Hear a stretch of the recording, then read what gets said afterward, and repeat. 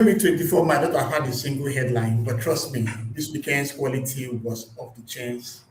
There was a shift in the title landscape, the still top four tension, and of course, the relegation battle intensified. This is your Game Week 24 review.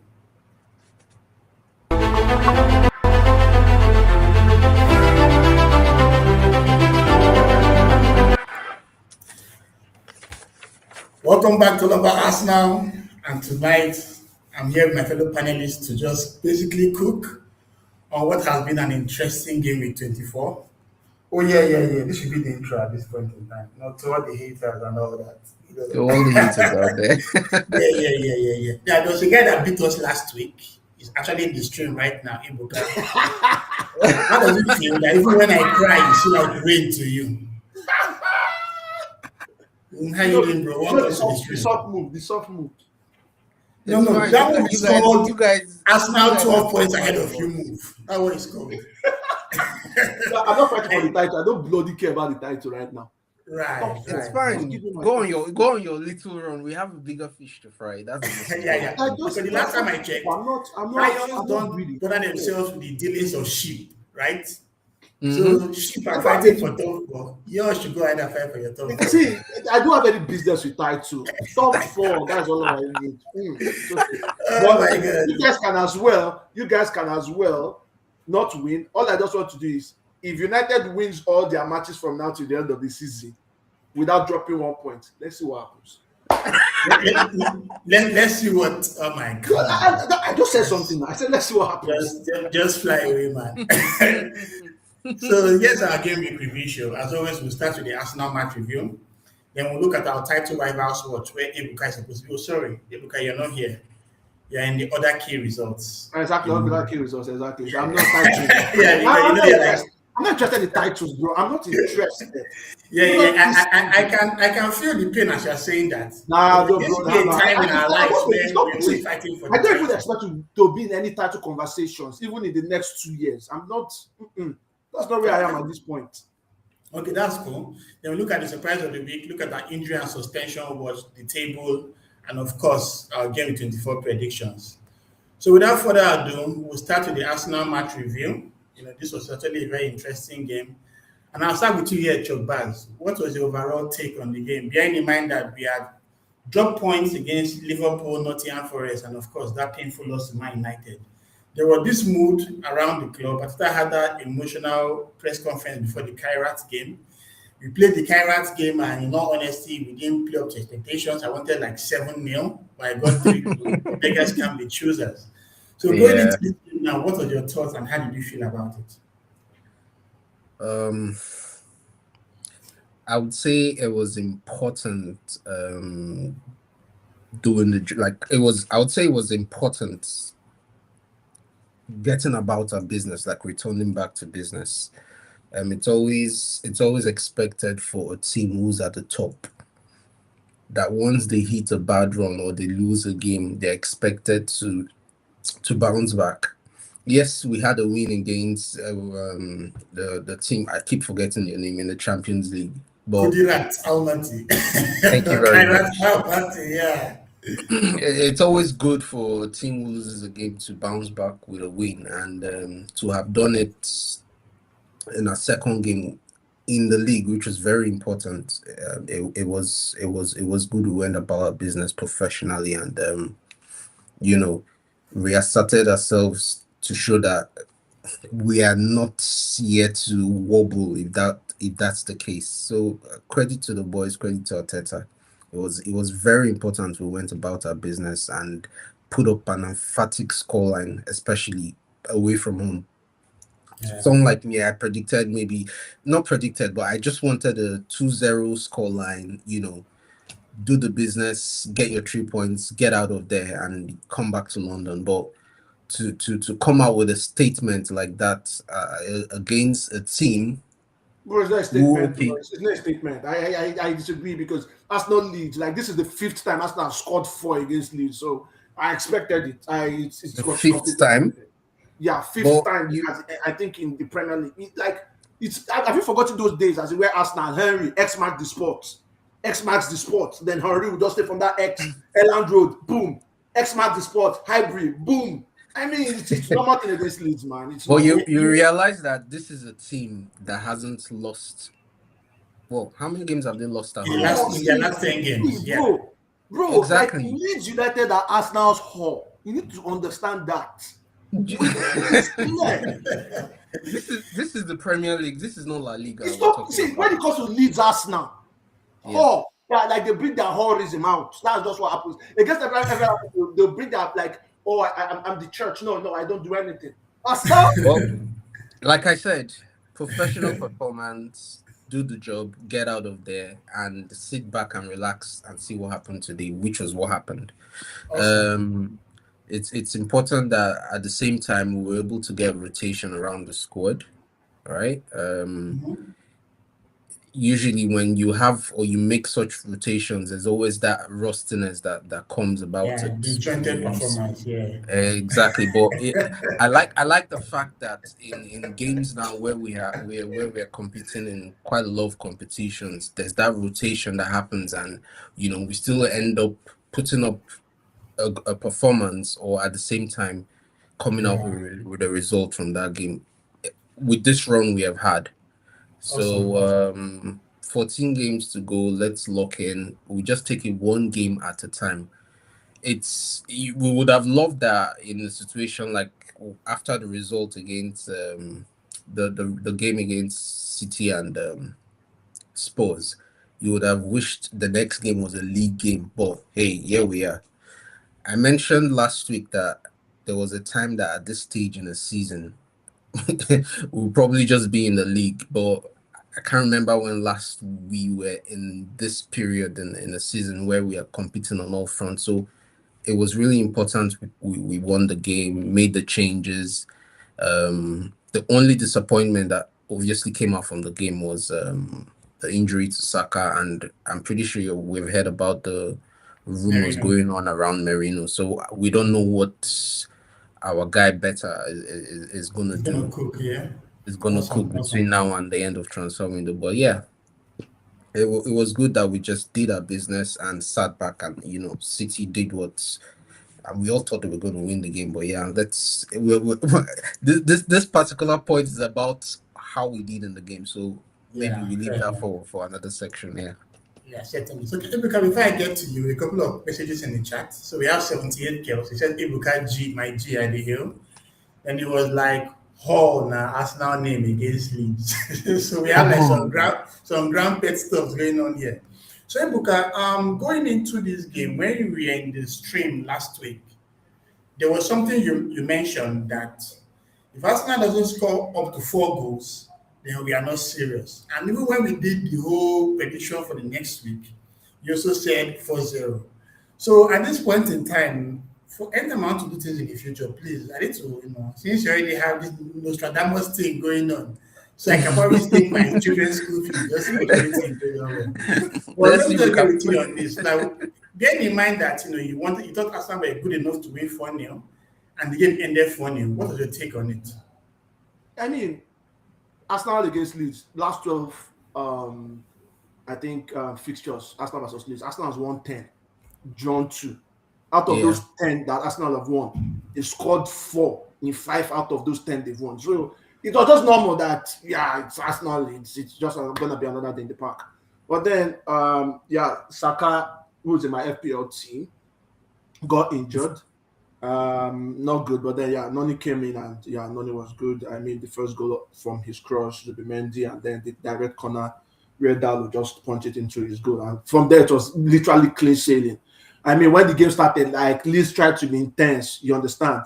Yeah. But Yeah. these days in the Premier League, I've seen, especially teams who sit deep, most times the openers comes from headers. So it's either a cross and they head it in, or a set piece routine and they head it in. But most bigger teams, like as in when they want to break smaller teams down, those teams that develop a low block, it's basically set pieces or crosses. Arsenal did it. I think Yeah, United did but, it. but can you really blame them? Because basically, and remember that interview that Gordon did in the Champions League game. He said that basically Premier League is like the opposite of football right now. When you go into Premier League games, the team defends so deep, they can't really allow you play how you want to play. So if you have like something a string in your bow which is called set pieces, you should use it. And Exactly. that's why I just laugh when folks are kind of trolling us now that all we do is set pieces, blah blah blah blah. I United have say, done more set pieces do you than get? Arsenal. Do you get? Yeah. You know, we'll get to the United section, but how was the openings go for United? I mean, set piece as Uh, well. You know, yeah. so go ahead. Okay, so the thing is, yeah, like I said, there are set pieces because I think teams being able to, as in, have those low block, mid block, and deep blocks. It is based on physicality, Yeah. and in the Premier League, right, as in they don't allow you space, they don't allow you time. So if they don't allow you space and time, what do you do? The easiest thing you do is okay, just whip the ball in and see okay who gets to the end of it. But yeah, I think great performance by Arsenal. It was nice seeing Kai Havertz back, like Yeah. super Kai. I mean, I still think if probably he started the season with Arsenal, Arsenal might have been out of sight because you can see what he did in the Champions League, right? And then, as in his performance against Leeds. So the question now is okay, Arsenal have got Gyökeres, Jesus, and Kai Havertz back. And the funny thing now is, okay, you see Gyökeres, and he has scored 4 in his last 6. So it's more like, okay, you know what? So you guys are coming to take my place. Okay, you know what? Let me start getting the place. You understand? So far, his Yeah. last 6, and but I still think that Gyökeres is not that guy. I don't think he's that guy. I don't think. I think at the end of the season, when as in Arsenal might probably get those winning streaks, it might be as a result of getting Kai Havertz as the striker. Okay, makes sense. So, Chokbaz, there was so much talk around our captain, Martin Odegaard, and clearly he was not playing well enough to retain his place in the squad. When you saw the lineup and saw Kai Havertz in his place, were you satisfied with that? Um, I think I would go with I wasn't surprised. We kind of sort of all, I mean, we Arsenal fans, if we watched the game, the last game before Leeds, we sort of expected that was going to be the templates going into this game, right? And we've all sort of clamored for Odegaard, maybe him, for Odegaard being benched, not necessarily getting him out of the team, but being benched, maybe given a rest. And when you listen to Arteta's comments after the game, he said they expected the game to sort of be, what's the word, More more or intense? less, more, yeah, quite intense. And I think Kai brings that to our midfield as well, especially when he's playing behind the striker. Initially we would have seen Merino start the game, but that didn't happen. And like this guy is saying in the chat that maybe some of the substitutions, some of the rotations, like I said, were forced. He has a Yeah. point. Because if Merino was fit and available, I believe he would have started that game compared to Yeah, Odegaard. it was a game that was kind of suited for him, honestly. I Yeah. agree. This our set pieces that it's such a weapon. It's quite, what's the word? Yeah, people frown at it, but hey, who doesn't love a set piece goal? Who doesn't need a set piece goal when you actually need it? So it was And of course, you also have an additional striker called Ongo. That usually comes through. Like, at some point in the game, it was loaded as our highest goal scorer for the man, season. Yeah, so Unreal.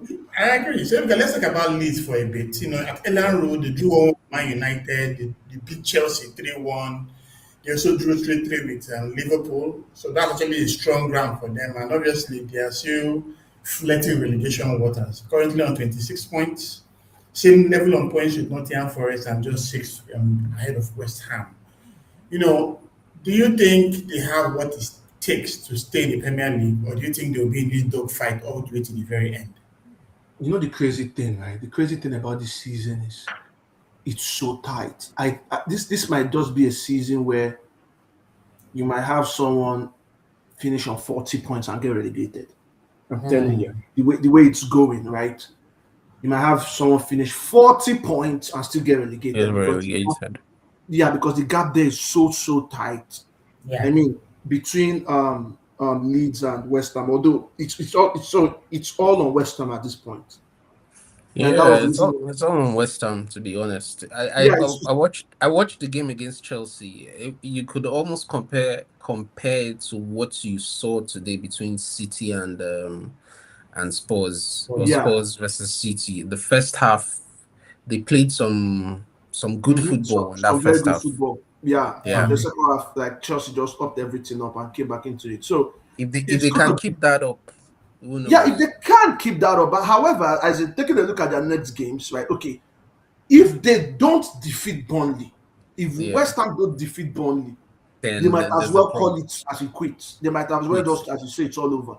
Because yeah, after Burnley, they have United, they have Mm, Bournemouth, they've got Liverpool, they've got mm, Fulham, they've got City, they've got Villa. So it's all of that Burnley because at the same time they're playing Burnley, right? You have what's it called? Forest. mm-hmm. Forest and Leeds are going Yeah. head on. oh, You understand? relegation 6 pointer. Don't we love Exactly. that? So West Ham has to win to cover that gap. If they Yeah. don't win against Burnley, I guess as in they might as well be halfway as in towards They relegation. should just call it quits. Yeah, you're right. Yeah. If they Okay, don't so defeat just Burnley. one final comment on the game. Chokbaz, you could Yeah. see that, there was a time when there was much talk about Arsenal strikers not performing up to scratch. And in recent times, Gyökeres and Jesus are now basically lighting things up. What do you think will be Arsenal's regular striker going forward? Or will it be a case of starting strikers based on games? Um, like Arteta has always said, it would be on what the plan is against the opposition. Um, but from what we have seen so far this season, it seems Gyökeres is the first choice, first starting option at this moment. One thing's for sure is I do not expect him to do the Gyökeres Havertz stats every game. I know sometimes he will go with Odegaard. It depends. Whatever sort of rotation that they intend to do, he intends to do that depending on the opposition. But it's nice to have your two number nines getting a goal each in a game, you know. At least it spurs that sort of competition. Eucharist knows that okay, if I don't last 60 minutes, if I last 16 minutes the game without a goal, I'm I'll coming be off. out. I'll be Yeah. out because you have the likes of Jesus coming in and scoring goals. You have the likes of Kai, also an option in the striker role. Attack. So Yeah. Okay, that's fair. All right, guys. So let's go to the next game. Look at our title rivals. And there's no better place to start than seeing what happened in the Man City Tottenham game. So Tottenham, people can let's go with you on this.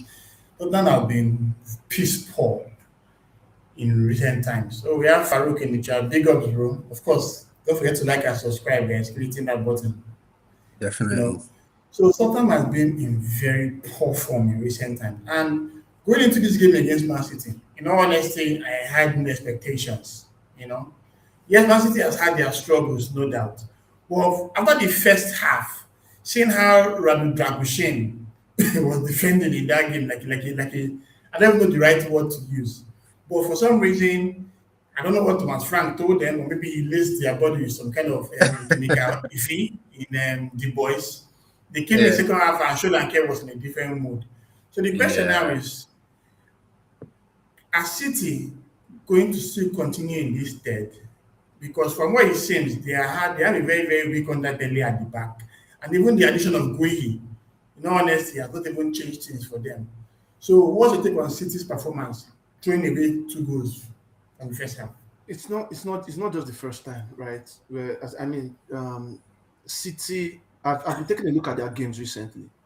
I don't know what's happening, but it seems like they always let the opposition in, especially in this 2026. The game against Galatasaray, right? They played yeah. Galatasaray this year. Two Mm-hmm. goals in the first half, second half went to sleep. The game against Wolves, 2 goals in the first half, second half went to sleep. Now against Spurs, 2 goals in the first half, second half went to sleep. It's always happening. Like I think they've just won only one in their last six in the Premier League so far. Yeah, Yeah. yeah, yeah. One in the It last is six. bad. It They, is sh- they, sh- terrible. I you, think I it is more echo of your them. points. I echo your Yeah. points. There was a stat that said in the first half of games, but I don't know what sample of games, but they have considered 6 goals in the first half, and in the second half of games, they have considered 16 goals, but You I can don't know imagine. what sample. So You can I imagine. do echo your points there. So it's, I don't know what's happening, but it's been pretty much bad. Like against Chelsea, they scored first, allowed Chelsea into the game. Against Brighton, they scored first, allowed Brighton into the game. I don't know. I think there's just a soft underbelly in City, and that's the reason why sometimes when you hear that there's a manager and his assistant, the assistant Yeah. sometimes have a part to play in what the manager is doing, because this is not the City we all know. The City scores, like, it's either they shut up shop at the back or they just ramp up that scoreline. That's City for you. And is it about Pep probably needing a break, or he needs to catch a break or something? I don't know. But there's something wrong, as a fundamentally wrong with City at this point. I mean, the way it all looks right now, that's the reason why Arsenal has won the league for me, right? But I told the United fan earlier today, I won't be surprised if probably United continue like this and finish in second place, because every other I'm telling you, the teams in second and third are just Yeah. behaving. 6 points. You're Yeah, 6, 6 7 points. points. Yeah, 6, 7 points. Yeah. Six. Is it 6 or 7 away from City? We're 6 away from City. One of them, I can't remember. Yeah, no, from City. That's what I'm saying. We have 41. City is We 47, have Man U 46 is 41. points. Yeah. 6. Like, so I won't be shocked that United comes in second at the end of the day, because from what I'm seeing of City, my God, they've got a soft, very, very, very soft underbelly. And the worst part is, every time they have a problem, they go into the transfer market, they buy as much players as they can, but does it make any change? No, they did it January last year. This year again, January. I think time, as in the checkbook manager, I think his time is up. I mean, he has got to go before he gets disgraced completely. Nah. Yeah. Okay, so Chopa, let's talk about Haaland real quick. Yeah. Early in the campaign, he was doing Haaland things, blasting and whatnot. And after his 2 goals and an assist against West Ham in December, he didn't score any open play goal up until the Brighton penalty. And since then, he has not scored any open play goal in the Premier League. And for a team that basically relies on him to come up with the goods, yes, the likes of Czechie, Foden have done it 1 or 2 times, but thankfully they've gotten a Semenyo who has not started scoring for them as well. So the question is, when Mamouche came on as a sub against Wolves, as in Haaland's place against Wolves, he scored, and of course, I returned back to the bench. Is it high time for Mamouche to get an extended run of games, or will Pep be too scared to drop Haaland? See, we all of us here, we know the quality Haaland possesses, right? You can't write him off. You cannot write him off. I usually when I have conversations with other fans, and we talk about Man City, I probably just want to boil it down to the fact that they're going through some sort of rebuild. And Pep has done it. He's done it once. He's done it twice. Times, yeah. Yeah. So it's not a question of can he rebuild, right? We know he's capable of doing that. No, I don't think so. I think he's done though. No, when I mean, I don't think so. No, when I mean he's capable, of course he's got the backing. No, I don't think he's capable of rebuilding. Again, I'm sorry. Yeah, I'm not sure Pep has that. See, there are managers who have the capacity to rebuild teams, right? Yeah. They get all the old players out and they continue, like they keep that wheel rolling. In Pep's instance, I don't think he has that capacity to rebuild. He goes to the market, man, straight up. Yeah, but that's if you go to the all, market, even if you go to the market, because Pep's league titles, all the league titles, he had his sergeants, like his lieutenants that won those league titles. KDB, Maros, right? Silva, Aguero, Gundogan, Fernandinho, Gundogan. Now, company. Now, especially KDB, Kevin De Bruyne. Since Kevin De Bruyne left, the quality has really dropped. Yeah. The quality has dropped, yes. Yeah, because look at this comment from Farouk. There aren't any world-class players you can just go and buy who you want. There was a time when he could just go there and just fight. But what does it Dude, mean by you could just go get Bellingham. 70 Let's say, for mil example, for get Bellingham, Doris? get Valverde. You understand? You could get these players. There was a time he could just do that. But unfortunately now, he can't do it anymore. He has to Why? work with what he has. And unfortunately, he's not able to. So that's why I say, when it comes to rebuild, he can't. He hasn't actually rebuilt in his career. From Barca to Bayern. And From from Bayern Bayern to City. to City. He's So that's what rebuilt. they do. He's rebuilt in City quite a couple No, of he times. hasn't. I'm sorry Yes, to say I he he think hasn't. it's just more of plug and play replacement. Just that Yeah, in it's recent the times, same the quality thing. of the replacements have kind of dropped. That's what Exactly. you would say, rather No, the than not say he rebuild. hasn't City, rebuilt. City. I still remain, and I still stand by this fact. Manchester City was Kevin De Bruyne, and We all after know Kevin that. De Bruyne left, they've tanked. But Mahrez left, before Sterling left, KDB, Gundogan left. They before all KDB, left. there was Silva. Don't forget Yeah. that. Nope. Yeah, but Nope. and see this question, see this comment. Said they don't make players like overlisted. Now Pep has to do some actual coaching. I love and that he's failing. comment. He has to do some actual coaching. The sum, make the sum of the parts, right, greater than their individual quality. Quality. He's unable to. Yeah. And that's the problem. Because, like for instance, having someone like Donnarumma was a steal. Because Ederson was pure crap. We all know Yeah, that he well, I was was good at surprised passing the United ball didn't go in in the for area. him. And Donnarumma actually come and made some outstanding saves for them. But the defense is so Yeah, poor. he kept them. He that kept he them in the has to game. concede. Yeah, he He actually kept keeps them in most of Oh, the no, games. he kept them in the game today. Look at someone like Nunez. That guy is not a right back. Yeah, But but who can he play? Rico Lewis, who is even worse. no. But at least for Nunes, he actually, that's where he did coaching. He actually did some actual coaching on Nunes. Coaching. I think he was a Exactly. big guy. He wanted to in be right Wolves. back. You understand? Yeah. He actually did some actual coaching on Nico O'Reilly as a But converted this- to a left back. So this is that countering. This is countering your statements about, or you agree with the fact that Pep has actually has to do Yeah, some just actual one or two coaching. now, No, but you in the understand. grand scheme of But see, now this things, coaching is doing now is literally as in converting players from what they were. You understand? And these are just players. But when I say making a sum, like a team of, let's say their qualities are less, and you're making them greater than the sum of their parts, like what Unai Emery is doing for Villa. How many Villa players are world class? None. He's overachieving with Aston but Villa. the engine is flowing well. But Yeah, exactly, I he agree knows with how your to bring point. them together to get results. Yeah. And no, I get what you Pep mean. is not doing that. Okay, so Chogban, let's talk Tottenham. Thomas Frank has been under immense pressure at that club. And when he had that run of results where he lost to Bournemouth, lost to Villa in the FA Cup, lost to West Ham at home, they were basically calling for his head on a spike. But the club kind of stuck with him. He won the game against Dortmund in the Champions League, won Frankfurt, and actually stayed in the top 8. But they are basically like a Jekyll and Hyde right now. The form they are showing in the Champions League is nowhere close to the form they're showing in the Premier League. And even after this Man City, they have Man United, Newcastle, Arsenal, Fulham coming up soon. And what do you think he can still keep his job, or with the results in the next set of games seal his fate? I was listening to Sky Sports, and there was a comment that was made that if Spurs still had Levy on the reins, he probably would have let him go by now. But you know they have gone through a change. They have new owners now. So Yeah, it's our guy that is here now, Vinay. exactly. So maybe they have a bit of faith in him or patience with him as well.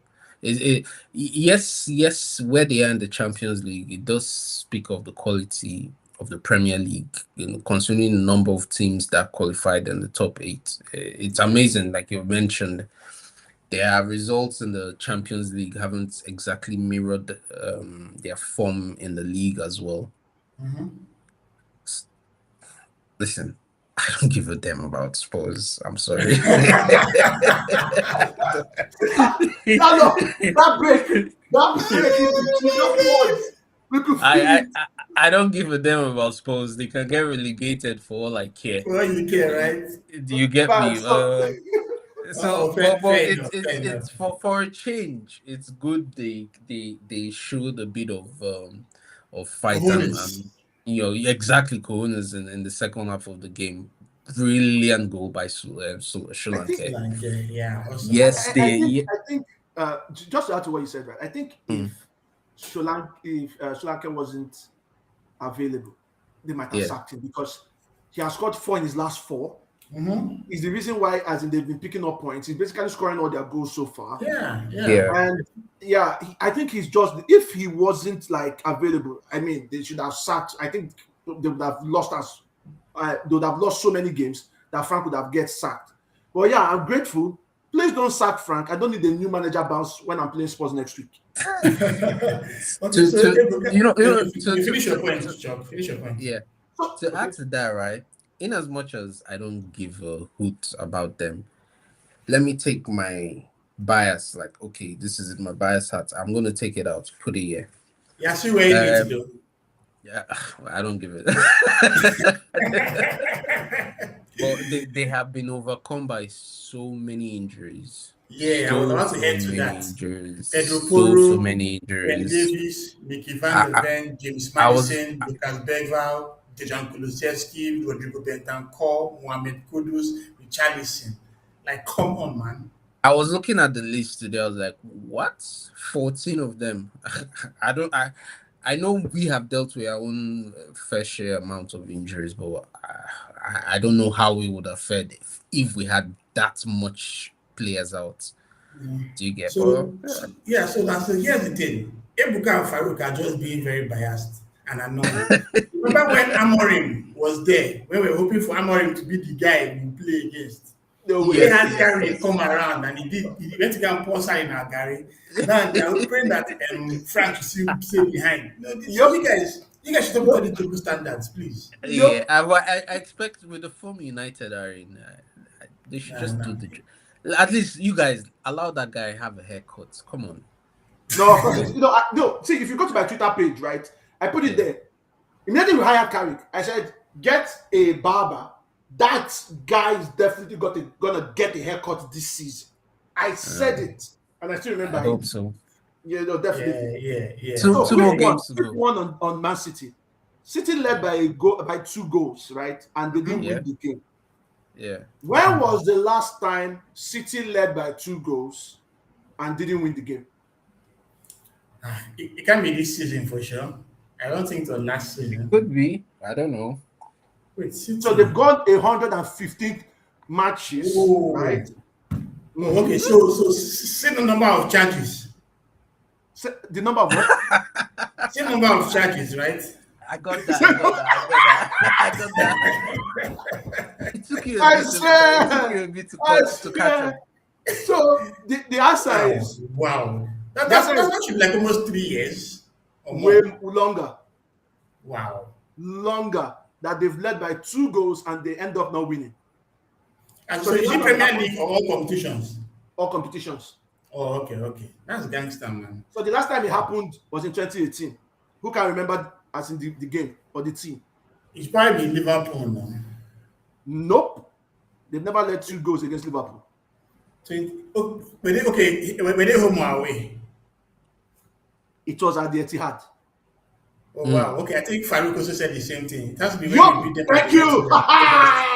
Boom, boom. Yeah. This guy, That's the United fan. You see why I was happy when you guys were going through your. Farouk, right now you're the goat. You're the goat. You see why? Enigma, you see why I was happy when they were going through what they were going through, because these guys, they always like to make it about them. Why would you make it about us? Why would we? No. When you always have a way of breaking records or just being obnoxious, They are party poopers as well. See, I keep telling my friends, right? United are just, you hear the story. Imagine you go to this club, you're having a great night. There's this to your far left or far right. There's this girl giving you the eye, and you're feeling like you're getting lucky that night. Out of nowhere, this other guy comes around. You've been given the good moves, on the dance floor, everything. You think you're going to be lucky that night. So out of nowhere, one guy just comes and That's United for you, man. United is gone. Out of nowhere, one guy just comes, and that is United. I'll go back as our 49 unbeaten run. The reason we have why it's 40, it could have been 50, but the reason it's at 49, it's because of United. They do it every bloody time. Arsenal conceding 3 goals and losing. As a guy, United. we're not even considered 2 goals outside the box in a very, very long time. You're talking conceding 2 goals, conceding 3 goals at home. When was the last time you considered 3 goals? Last one was Brighton. That time we're still fighting. We're still fighting between Premier League and Champions League and whatnot. Exactly. And throughout this season, 2 goals. How many goals have and ended up losing? United. Man. Okay, so from one bottler, let's go to the next bottler. That's good evening. You know, there was a time when these guys were in such an amazing form, 12 wins on the bounce, and everybody was just waxing lyrical about them up until when they came to the Emirates and got some good piping. But, you know, after that game, they kind of responded the game with a win against Nottingham Forest, also beat Tottenham in the FA Cup. They had the shock loss against Everton, sorry. And, you know, they went on the winning streak against Fenerbahce, Salzburg, Newcastle. Now, this game against Brentford, Ebuka, would you in your wildest dream thought Aston Villa would have lost this game? Especially with the red card that Brentford also had to lose. Okay. I didn't even think about I felt the barest minimum was that Aston Villa was going to score. That was the reason why I had Kelleher on my bench in FPL. And he's sitting there at 10 points. No, guess what? The only thing was, guess what I sold Kelleher for? Who? Martinez. Hold on, you have Kelleher and your team starting 11. No, I have Verbruggen and Kelleher. Oh. So I bet Verbruggen, played Kelleher. He gave me 1 point against Nottingham Forest at home. So I vexed and bought Martinez, thinking that Martinez will keep a clean sheet. At home. Martinez going to chop him for your own house. Like, I'm tired. It's not like the game, first of all. After they got the red, after Brentford got the red card, I felt, okay, you know what? Villa were at least minimum going to get a point. It was shocking. And this is the reason why, for all these teams that haven't been there, haven't done that, you can't really trust on them to keep a title charge. Like losing back-to-back games against Everton and Brentford at home. At home. Back-to-back games. So that's the reason why Arsenal, like, I think this season might be the first season that 70-something points might win the league in a very long time. Yeah, this season I think it was you guys more now than with that. 78 points now. It won't, trust me. See, I'm saying it right now. We won't stoop down to your level. No. I am telling you. Your legend came out to say if we win the league, we would be the worst team ever in the Premier League to have won a game. He should look back at his history. Please, we are not doing that. We are not going to stick to your level. I'm going to use 80 points to win the league. 80. So guys, do you know you're high right now?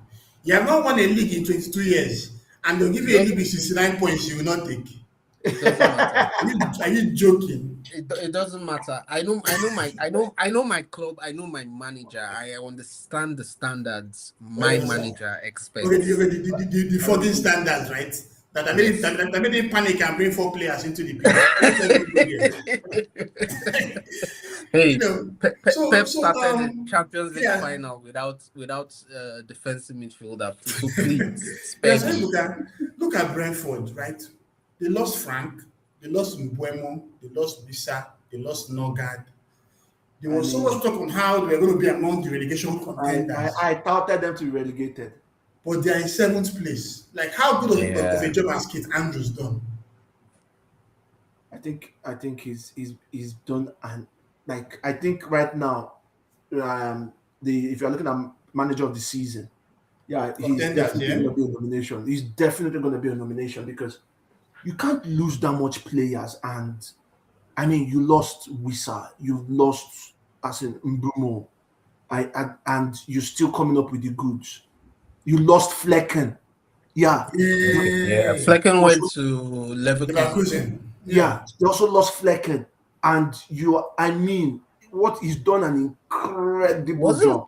who was I the mean, set piece coach? Was it him or the guy at No, Brighton? no, it Who was was him that became his the, dad it was was him it the that was was set Thomas the Frank piece set coach. piece coach that now Yeah, became the manager. yeah, he was the set piece coach to Thomas Frank. So when Frank left, they promoted Kit Andrews as in, and he became. And that's the thing, right? As in all the clubs, as in football, Brentford as among those who rely on data to make appointments to purchase players, and that's the reason why Yeah, them and anyone leaves, Brighton. they have somebody. You Yeah. understand? Brentford and Brighton, that data analysis in terms that drives their recruitment is on point. I mean, on point. Yeah. That even when they went to look to get a manager, they had to go through data analysis to get a manager, and they said, "Look, we've done all the analysis, and yeah, the best Yeah, replacement yeah, for because if you think about it, Thomas now they lost Watkins, they bought Tony. They lost Mhm. Tony, they got Wisa. They lost Wisa, they got They got- Thiago. it's, Thiago it's, now had that bad injury, people forgot about him. Now I yeah, see the guy, he's just behind Haaland. I'm telling you, it's I don't know. Whoever it is running Brentford, it's I don't know. Like they're so good. They're so good at what they do, and that's the reason why. Yeah, they've always been in the Premier League. Yeah, so Chobal, Django Utara, prior to AFCON, he was basically the penalty winning merchant, basically every game. And obviously, he went to represent Burkina Faso, lost his place in the team, and obviously came back and scored this important goal. Now that Kenishada has gotten this red card for violent conduct, how big of a player would Django be for them? Yeah, I was shocked at the signing in the first place when he was signed Then from Bournemouth. Bournemouth. Yeah, I was shocked at it, but like you said or mentioned, he's actually gotten some good points for them since the Mm-hmm. start of the season. So he's decent. Like you said, the guy that got the red card, he has been their first choice so far this season, and he's coming with some numbers as well. Yeah. So right now they're already pushing for a place for Europe, if I'm not mistaken, right? Yeah, they are seventh. Quite interesting. Seventh. So Yeah. yeah, he's doing an amazing job so far this season. So All far right. this season, they have done an amazing job with the number of players they have lost, the guys they brought in. Um, to be Fair honest, they are another London rival, but my beef with them isn't as much as that for Spurs. So yeah, good luck to them. enough. Yeah, fair enough. Okay, Buka, let's talk about Chelsea. Sometimes when you are a troll and you prepare your drafts at 2-0, or your drafts are doing press up, and you're like, okay, we're senior, idi, yada, welcome to Premier League. Then Japeto makes it 2-1. Okay, we're senior, Wait. welcome. Hold on. I hope you've removed Chelsea from title rivals. No, they're still, Oh, of they're course, still of title course. rivals now. Why would Chelsea be title Oh, rivals? they I don't are the understand. title rivals You anymore. can't have Chelsea title rivals. They're only 7 points behind City now and 6 points behind Villa. It doesn't. And See, how many as long as points are United they are in front ahead of of Chelsea, them? Chelsea cannot be title rivals. Okay, It's yeah, not okay, close. okay. I'll Wake update the up. slides. No, Wake don't up. be angry. Don't be angry. Wake up. Don't be angry. People, I'll update the slides. a team that wins, that tells you they won a game because they drew at 1-1, home. yeah. Come on, where Yeah. are So, we? And so my, United are not being considered rivals, but Chelsea is behind us. And considered, bro, how does this work now? Please, okay. there are only two I title should make rivals it make now: sense, yeah. Villa and City. The rest are just chasing. Okay, no problem. So going forward, it will be just the title rivals will be Villa and City. The rest being other key fixtures, just like you. Exactly. That is Okay, it. now let's talk about the comeback. Were you impressed, or could West Ham have done more?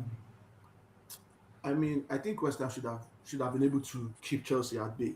They should. I mean, you're leading 2-0 at Stamford Bridge, right? And that's the problem with West Ham. Defensive frailties, always conceding, just don't know how to shut shop. And it's just weird because this is something Nuno Espirito Santo is known for, right? Yeah, Shutting up shop in Nottingham, and he was like a very, getting the very good work done. defensive Yeah, manager. but for some reason, he just can't keep a clean sheet. I'm not even sure West Ham has kept a clean sheet throughout this season. I'm not sure. No, It's they that don't. I don't think they have. it's that bad. 2-0 Stamford Bridge. You make the necessary changes, right? And okay, see the game out. You should, if okay, what Okay, no, is they kept one. Nottingham Forest, the game that made Nuno lose his job. Oh, okay. Oh, Hold you're on. right. Nuno back then wasn't at West Ham, right? Yes. No, he He was So in wasn't. under Nottingham. Nuno, they've not kept a clean sheet. Yeah, correct. Okay, exactly. So that's what I'm saying. So the fact that they've not kept a clean sheet, Nuno Espirito Santo has not kept a clean sheet for West Ham so far this season. That's what I'm saying. Yeah. You understand? And it's been bad, and that might just be the reason why they might just be relegated. You understand? That might just be the reason because So there's some is people there an have issue of no- personnel? Because at Nottingham, when you look at the quality of the personnel he has at Nottingham compared to West Ham, is it that I know. far off? No, Or I is it mean, their system? I think is it personnel? I would say they don't have a good defensive midfielder right now. Yeah. Their centre backs, I mean, that Mavropanos and Kilman are a mistake away from conceding. So I think what they should have done, or what I believe they should have done, is probably go get a DM in this transfer window because they don't have none. They don't have anyone who can at least make those interceptions, blocks, recoveries, tackles. There's really none, and I think that might just be where their problem lies because they've just considered too much, and that's the reason why I'm tipping them for relegation. And to be honest, if West Ham didn't have Jared Bowen, they'll be gone. Yeah, they're like wolves. Yeah. That guy's amazing, man, for them. I agree. Okay, so Chuck Bass, Chelsea have also had some challenges with conceding because even in the game against Brentford, they had a very high XG, that they over 2 XG. And obviously, when they've played against teams that have come at them, they've really conceded goals. So the question is, what can they do differently to keep things short at the back? Because they keep buying defenders, but for some reason, it doesn't work. Yeah, the good thing about the good thing about what I like going on with Chelsea is the fact that they are conceding goals. Like you rightly mentioned, they are conceding goals, and Chelsea, what I would say is they lack experience, right? They do lack experience, and at the same time, they need a good set of defense that comes with consistency that would probably go through, like flow through the team. They are a young side, and that's what you get from a young side that is good. They can wow you. They can beat anybody on their day. We've seen the results with PSG, Barcelona, but what they lack as a team is consistency. They have good set of players. Well, as long as those young players remain young, this is what you're going to get from them. That is why you could have a game with West Ham where in the first half they were nowhere to be found, and in the second half they just turn up. Yes, and it happened with Napoli as well. So sometimes it might not be fortunate to keep having that type of comebacks. But the Yes. people Rosinio, 7 games played, 6 wins, the only defeat to Arsenal in the Carabao Cup. What's your take on his managerial style so far? And do you think he can sustain the way he's playing? I think Liam Rosinio is just a fashion designer that is a coach. Bro, you're mean. He's just a fashion designer. It's only a matter of time. It will all unravel. It's just what's happening now is just the new manager bounce. I'm telling you. I don't see him lasting up to a year at Chelsea. By the end of this year, by the end of 2026, he's no longer at Chelsea. I can guarantee you that. Because first of all, okay, you're starting a team. I understand you're putting in fringe players, and kudos to him for making those changes when he did, because those changes definitely galvanized Chelsea. And Yeah. I think if you noticed in his pre-match press conference, he said something about, as in, giving players opportunity, and it's up to them to take the opportunity they've been handed. Yeah. You say he doesn't have 11 players, he has 22 players. Yeah. Exactly. And as in the 22 players, as some of them should show that yes, They deserve to get the shirt. Yeah. They deserve to, as in they deserve to wear the shirt. They deserve, as in game time, they deserve to take the opportunity when it's handed over to them. Or more. As I'm talking to you right now, Delap, Otilo, Garnacho, Otilo, Jamie Gittins, Otilo, Hato, Otilo. I'm telling you, basically, and I think what he's doing right now, Badiashile, Otilo. So I think what he's doing right now is he's just showing the management that, look, probably you guys are spending money, but you guys are not replacing the players which you have with improved quality. Yeah. Because Chelsea, see, trust me, for every player Chelsea purchases, it's like they're making a step down. They're not of the same quality. That's what is happening. And I think this is what he's just doing, because that first half, my God, Garnacho lost 13 times. Garnacho. And right now, it's I believe it. We should give Chelsea 10 million back. Yes. For like Chelsea, thanks for the 40 million. No, I'm telling you, right, that's like, it just remind me of that scam people did because of Mkhitaryan. And we now scam the guys with Alexis Sanchez. Like one scam deal on both sides. Exactly. That was, somebody said, a Madrid fan said that what is happening with Chelsea to Garnacho is Chelsea is paying for the sins of Eden Hazard. Because Garnacho was terrible. Yeah. He didn't complete any take on. He lost the ball 13 times. Yeah. Zero crosses. Like that was like if it's up there as one of the worst performances ever from a footballer. Yeah. It is right up there. He wasn't tracking back. He went past him with ease. He didn't win any duel, both aerial and ground. Oh God, right up there as the worst. I'm telling you, I because I watched the game yesterday, and I'm like, damn, this is a stinker. So talking about Garnacho, that's why for young players, sometimes young players do not understand what they have, because, and yeah, this is Garnacho because he was a former United player. At United was playing games, he was seeing minutes, right? United had this transitional play where they break. He could easily sprint beyond the last man and get to the end of the ball and score, right? Chelsea do not play that sort of high positional game. Yeah. Garnacho is finding it really, really, really difficult.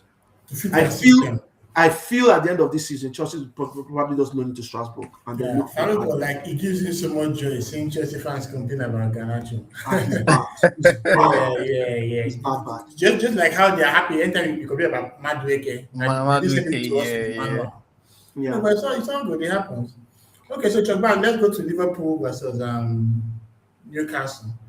I want to talk about Florian Wirtz. You know, when he joined for 120 million or 100 whatever million, there was so much drama around him. But in recent times, I think he has found his feet.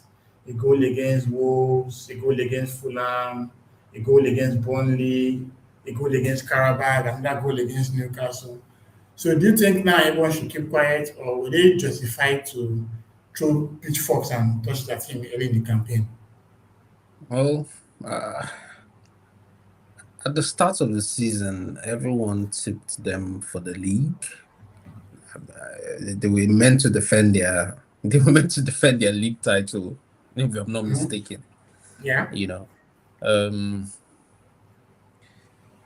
it's usually with this new signings, you do expect like an adaptation period for them, except you are that great, you're that good of a player. For instance, example, Ekitike. Do you get me?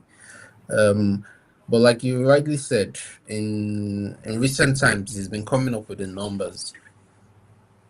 Yes, it's possible he is settling in now, but at the same time, it's coming in late. Yeah. Because they are too far behind, yeah. They are too far behind. But yes, it doesn't. The money spent, it doesn't justify the outlay at the end of the day. Yeah, but true.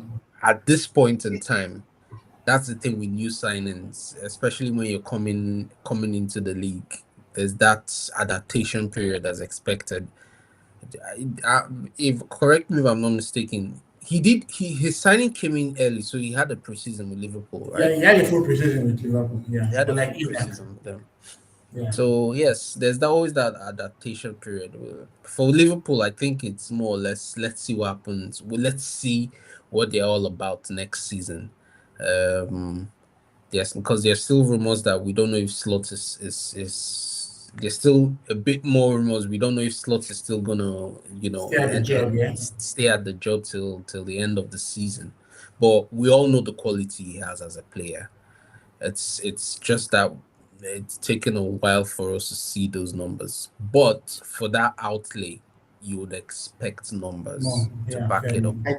Just to add to what Chuck Bass said, yeah, Florian Wirtz is a great footballer, wonderful, super, uber talented footballer, and Quality. that is absolute quality, Florian Wirtz, and that is the reason why I'm praying. Please, Liverpool, keep Slot. If Alonso comes, man. If Alonso comes to the Premier League with Florian Wirtz, bro, you are looking at KDB 2.0. It was general in Liverpool. Now, the thing about Liverpool, right?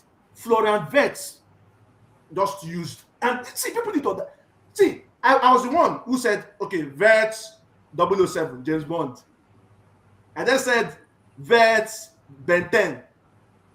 Okay, after Ben 10, the next thing, his first goal involvement was in December. I can't remember the team, but it was in December. Yeah. As I speak to you, do you know Florian Wirtz is actually the Premier League player with the most goal involvement since then? Mm-hmm. You can imagine. He is the Premier League. I think he has 6 goals and 3 assists, 9 goal involvement. He's the highest amongst all Premier League players. If you are starting from, I think from December, December 20 before, December 20, the game before, the game before Christmas break. So December 20, he's been the highest. Nobody else has had a higher goal involvement. So that's we haven't bought him in FPL. If you can't buy him now, you go back to 2 points. So that's why I'm saying, maybe you should jinx it. Alonso, please don't come, because if Alonso comes and has Florian Wirtz to work with, has Kekes to work with, has Frimpong to work with, all those his men. Oh, Otilo, Premier League. See, it will be complete domination. So I don't. It's no. But you have Arsenal to contend with now. Excuse me. You have Arteta to contend with. You can't just write off. If Alonso comes, bro, I'm sorry you. All of us are included. I'm not scared of taking away the rivalry now. May he come, sir. Let him come. We should because right now we're about to win the league on Pep's head, and Pep will go. No problem. But you see, Alonso, people don't understand how good Alonso is. That's what you guys do. Alonso has managed, right, since 2022-23 season. He has managed in all competitions over 150 matches. Baba, now only 2 FA don't lose. But Germany now, man, calm down. Over 150. Only 12 games. Germany and one thing you have to understand that the Premier League has a way of humbling everybody. The Premier League is humbler. You know what I said? I don't think the Premier League will humble him. He played in the Premier League. That is something. That is an added. Managing is different now, bro. Lampard was one of the best players in the Premier League in his time. Bro, the Lampard didn't win that in any top 5 league, in any of Europe's top 5 leagues. Lampard didn't. Alonso won, as he went unbeaten with a Bayer Leverkusen side that never wins anything. He went unbeaten domestically. I'll give him his flowers. Don't get me wrong. I'll give him his flowers. He has done well. But the Premier League has this way of humbling you. Amorim was a king in Portugal, right? Thank you. You people went to go and spend almost 20 million pounds. Portugal is not a player. The German league is the 3rd most difficult league in football after the Premier League. No, it's not even the 3rd. It's the 2nd. Yes, it's the 2nd because of the quality of the other teams. The German league is the 2nd behind ahead of Spain. Spain, there are only 3 people there now. There are only 2 people in Spain. That means only one team that is there now. But that one team, right, for you to go unbeaten in a league season domestically. That was just like Leicester. That was an outlier as far as I'm concerned. Bro, it's not an outlier because the following season, right, he lost only 3 matches. But he win the league again now. By now, what is that? He lost only 3 matches, and he also got to the domestic cup final where he lost to Stuttgart. And that's the reason why I'm saying, Alonso, please, God, please. See, because I know when I was begging for Guardiola not to come to the Premier League, I was begging, God, please don't make Guardiola come. Please don't make Guardiola. Guardiola came and he dominated. See, I'm now. Alonso, please, Liverpool should not look at Alonso's way. And that's the reason why Yeah. I want Man U to go and get Alonso for permanent manager before Liverpool goes in there. Because He won't go go to to Man U United. now. He won't go to It United. is Liverpool roots. He won't my go to That brother, won't United. happen. my Okay, brother, so look at let's not The have best, football. the Let's best, happen. I don't want it in the Liverpool. best I bet don't. you I guys, don't. the best risk or bet you guys can take is hire Enrique. Yeah, Enrique is a good manager. I love that guy. Yeah, Yes, very that's the good. only manager I feel you guys Mm. can hire this Or season. Absolutely, even I Xavi agree with you. Hernandez. I agree with you. I mean, I think it's just Enrique, Alonso also. Alonso still be in that pool. Enrique, Alonso, Thomas Tuchel, Fabregas. Those are my four. No. But I you can't get Alonso. Tuchel, There's no chance. it That's depends. for sure. Another thing, it depends on how well England do in the World Cup. Then you might have if England don't do well, who knows? He might decide to want to No. His have a contract is pop back expiring after the World Cup, so there's after no the World discussion. Cup. Yeah, Yeah. either way, he's still gonna leave, I think. Either way, he's going to leave, except if So, England so don't let, fit in. let's talk about Ekitike for a bit. Mm. Newcastle almost got him. Then obviously Liverpool swooped him, got him, and now foolishly went to get what's that guy's name, Alexander Isak. Yes, you still can try to get him from fitness, but with the way Ekitike has played, was there any point getting Isak?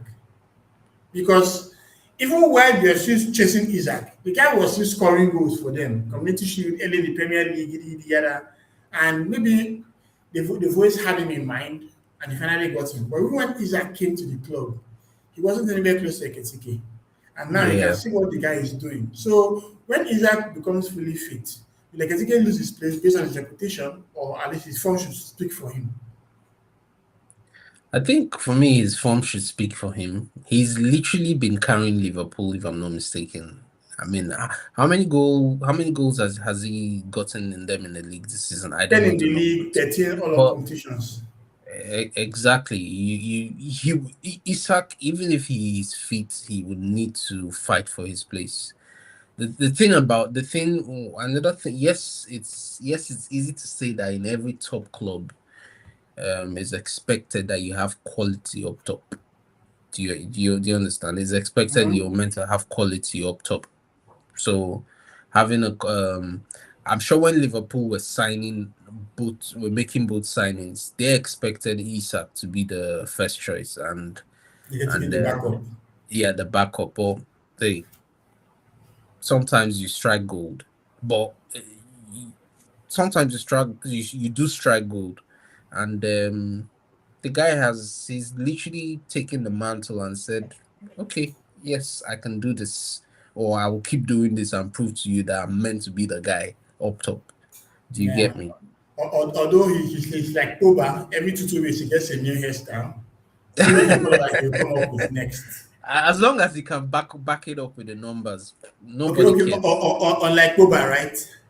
Well, I didn't call anyone like I said. I told you guys earlier. Just touch on the Liverpool result, right? Yeah. Remember, Liverpool went on, I think, a 8 or 7 game winning run until that game against, I think, Palace, where Ekitike didn't start. But all through that winning run, Ekitike started. And then when Isak was brought into the lineup, everything went bad for Liverpool. If Liverpool, I don't think it was until Isak started. The problem it was until Isak started. They had been brewing. Okay, so I know they have been brewing, but his goals were actually so the game against Palace they lost. Isak started. The next game against Galatasaray, he got injured. that they also lost. Ekitike started, but he got injured. Exactly. Then Isak the Chelsea away loss. Isak started. That's what I'm saying. The Man U home loss. Isak started. The Brentford 3-2 loss. Ekitike started back. Exactly. But then he had already lost that connection that he was building with the team. Yeah. Isak came in and literally he started derailing for Liverpool on all fronts. But Ekitike started this season on fire, like on fire. And now from the Community Shield. Yeah. Yeah, that's what I'm saying. He started on fire. And now That's where it's looking like Liverpool is gradually getting into. Hopefully, Isak comes back soon, and then they take him out and bring in Isak. So No. You have a broken leg. It's taking Hopefully. longer before he So, comes. quick trivia: Ekitike is the youngest player to reach 10, as in to reach double figures, as at this stage of a league season since which Liverpool player? Owen now. Owen. She's like an Owen. Legend. That's to be Owen, yes. Legend. Okay, so let's go to other key fixtures. And just to apologize, going forward, Liverpool and Chelsea will be in other key fixtures. Sorry Thank for you. making it title right now. Okay, so we'll start with Everton versus Brighton.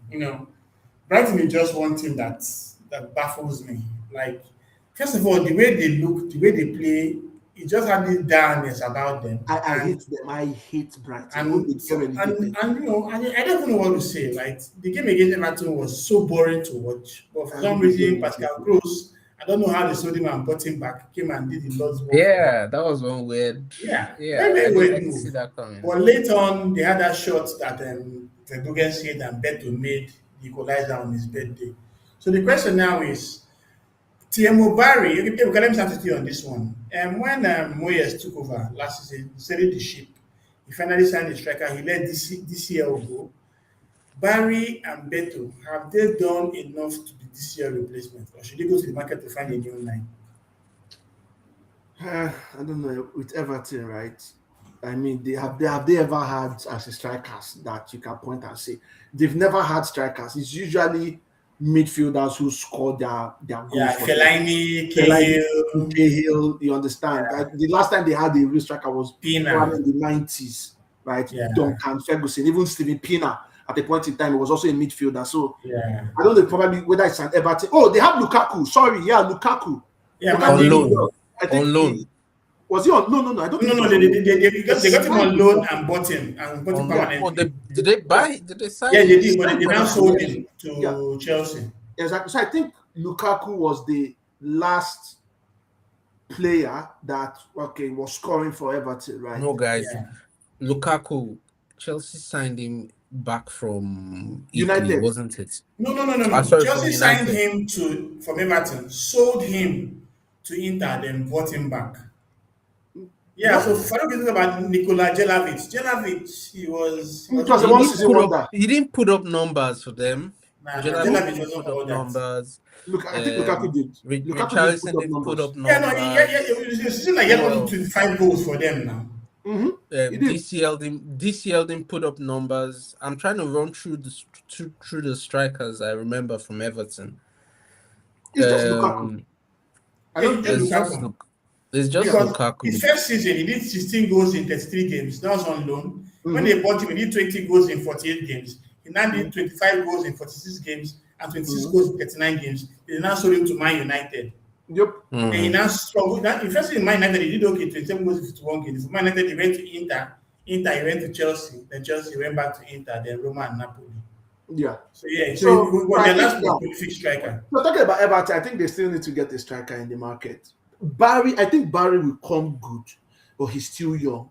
Barry comes off like Nicholas Jackson to me somewhat. Yeah.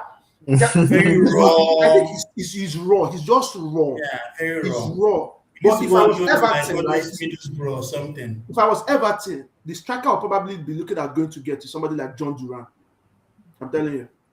No. They should come and get Jesus Sophos. I'm paying 250. No, yes. I'm sure they can have. I'm sure Jesus can only go to Saudi or take a pay cut to go back home to Palmeiras. Exactly, that's it. I'm not sure that team. But like I said, they need the goals. They need strikers who will score for them, and that's it. And then on Brighton, quickly on Brighton, right? Mm-hmm. Brighton, there's this lad as in Brighton that are coming to like, okay, this guy is becoming exciting. Yes, Ayari. Ooh, that boy cooks. Yeah. Yeah, Ayari is like he's on my player watch right now in the Premier League. He's improved a lot this year, right? Before he was frail, he was easily bullied off the ball, but right now you simply cannot get the ball off him. So I think he's been improving like as in over time. And I think he might just get a move to a bigger club in the Premier League. Okay, so we have two chalks today. So what enemy? Is he a friend or a foe? Is he a No, friend no, no. or foe? When you stab him, he bleeds blue. Oh, Yeah, Actually, yeah, yeah. when I saw Chuck, I thought, okay, what the hell is happening here? Like, is as in, I want to say glitch, like, or Yeah, bro, yeah, like, yeah. or do you have like an alternate universe where you exist? Tuesday, right? Tuesday, right?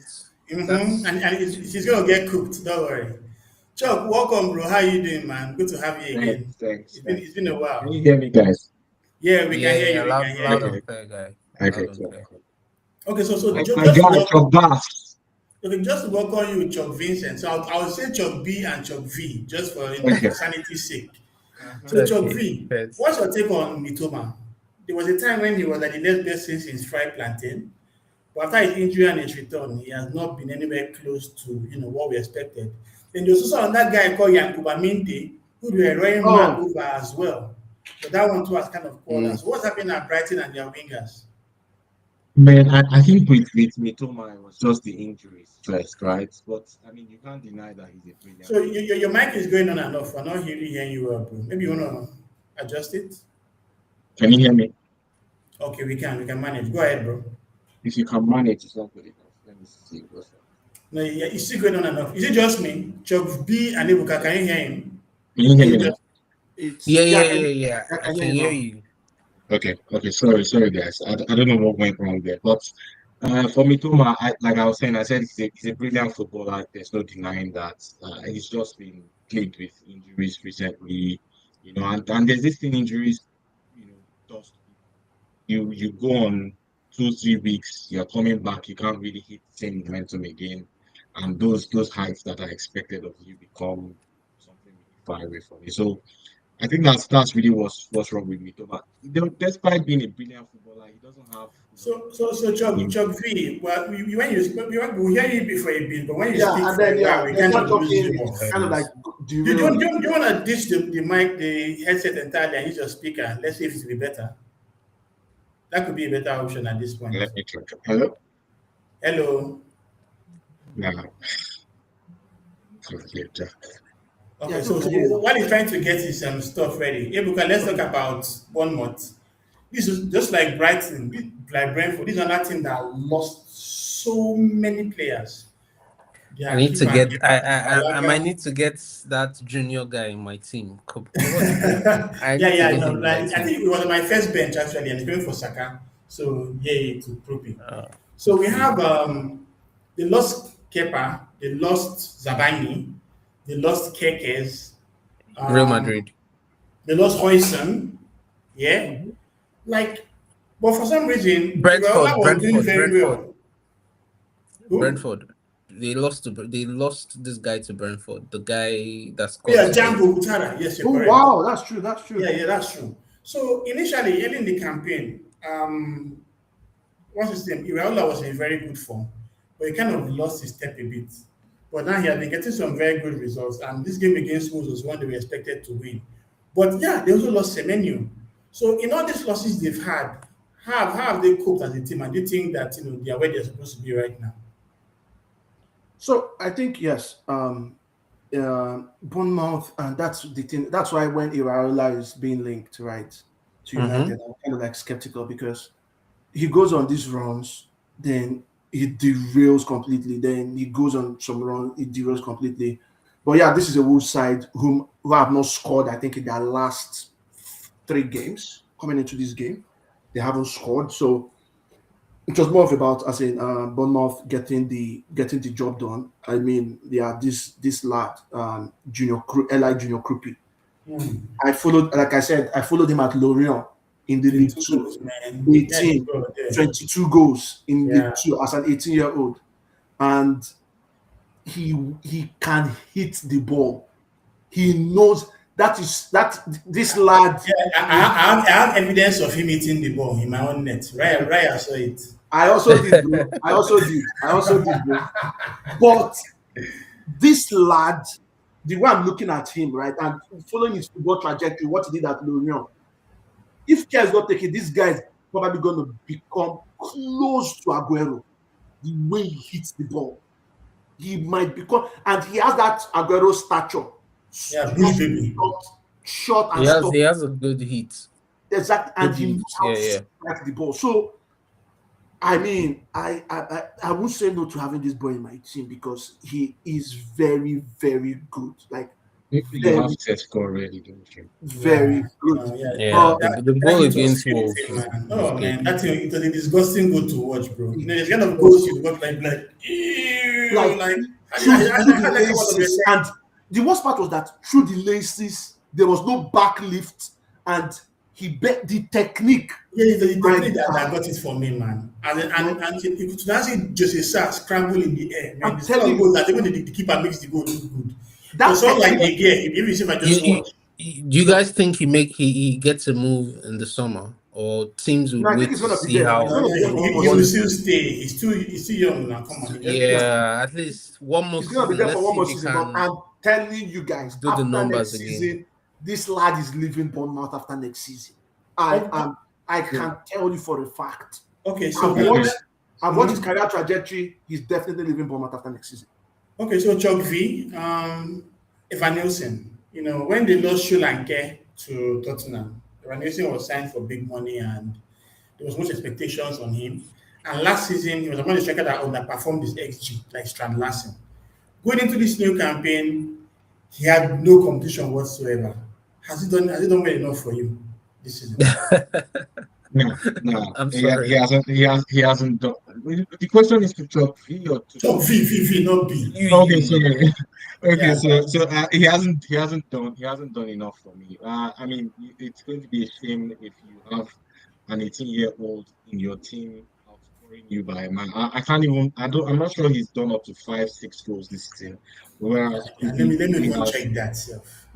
Kubi has like 8 or 9, if I'm not mistaken. So Eight yeah, actually. yeah, 8, right? So Evan Nielsen had a good run in the last 3 or 4 game weeks, but that was Five really goals in 22 games. God damn. nah. I don't think he's Sri living up Lanka to had more numbers. expectations. Yeah. Yeah, Yeah, Sri Lanka did 19 now. at 19 or so, yeah. So Yeah, I don't think he's living up to expectations, and I think he's probably going to be sold next yeah. So Chuck for B, his would you upgrade Evan Nielsen or still allow him play one full campaign? Um, it's easy to say. One could easily say he missed a chunk of the season due to injuries. If I'm not mistaken, he just got back from injury not too long ago. But comparing him with the striker that was there before, the numbers Sri Lanka did put up can't be compared to what has been seen from Evan Nielsen so far. So Hmm. the thing about the striker pool is who's out there these days, who's out there that's prolific. Any striker that we see these days that would put up numbers would usually be people that we didn't see coming. Anyone in this chat or anyone amongst us could put up their chest to say we saw someone like Thiago Imagine from Brentford. So Nah, the nah, nah. strike They are liars from hell, man. Sorry. exactly the striker pool. The striker pool is very thin. You know, it's Mhm. look. My team went for in question a killer. Look at what he's putting up so far this 6 goals in season. the Premier League, man. You don't need God to damn. Uh, complain, bro. But I always said it right. mm, Enigma knows. I've always said you careless. I could like you can't rate what he did in Portuguese. I don't rate the Portuguese league. I, First I things mean, first. I could get better strikers in Nigerian NPFL. I'm telling you, because the You see, Portuguese league, I don't rate their strikers. I don't rate their managers. I'm telling you, it is just it. That league is so bad. If you go to Opta Power Rankings to look at leagues like Yeah, they're even below championships, if. they're below championship. The Portuguese league, apart from Sporting, Porto, and Benfica, the remaining of the Portuguese league is apart with English League One. So how people go there to buy play? You don't do that. You no, don't but buy well, you, people. what but what you, do you but mean you you went, don't but do it? you What do went you there mean you to don't do buy that? You Bruno. signed a player from there, if I'm not mistaken. That's what I'm You saying. Or No, didn't buy see, Bruno from there. you know the outliers. Like I said, okay, there will be Yeah, outliers in everything you do. For in Mhm. the Portuguese league, if you buy 10 strikers or 10 midfielders in the Portuguese league, one you have 10% hit rate. The rest Darwin Nunes. Okay, so basically, I don't want to you guys have had the best share that because you got Ronaldo and Bruno from Portuguese league and allowed us to buying, allowed the rest of the league to be buying. Fabio Vieira, Gyökeres, you Oh can my have good them. lord. Okay, so let's just go to the next fixture, and then this is Man United and Fulham. So sorry, quick question, quick trivia on that Bournemouth game. First question is, this was Iraola's 100th game as a Premier League manager. Which other, as a Premier League manager who is Spanish, which other Spanish managers have exceeded 100? Arteta, Arteta, of course. Xabi Alonso. Benitez. Benitez. Trivia Only two. Yeah, just two that. Okay, So Benitez. that's three now. 100 Premier League games. Arteta, Benitez, Okay, in the and Premier League, Iraola. you mean? Sorry. Yeah, the Premier League. You guys even got Nani as well. Come on, you have had the best from Portugal. I mean, if you Let's had crack Gyökeres, he might have been firing. Sporting Lisbon is our market. I'm sorry, That quick one. Ella Kripi is the second French teenager to, score this number of goals in the Premier League season since which other French teenager? Marshall. Nope. Wait. What was your question? Striker. Yeah, so okay, yes, he's a striker. So Ella Kripi Jr. at this stage of the season, right, has the highest number of league goals. He's the second Anelka. player. Huh? Anelka. Yeah, Anelka. Yep, Anelka. That was it.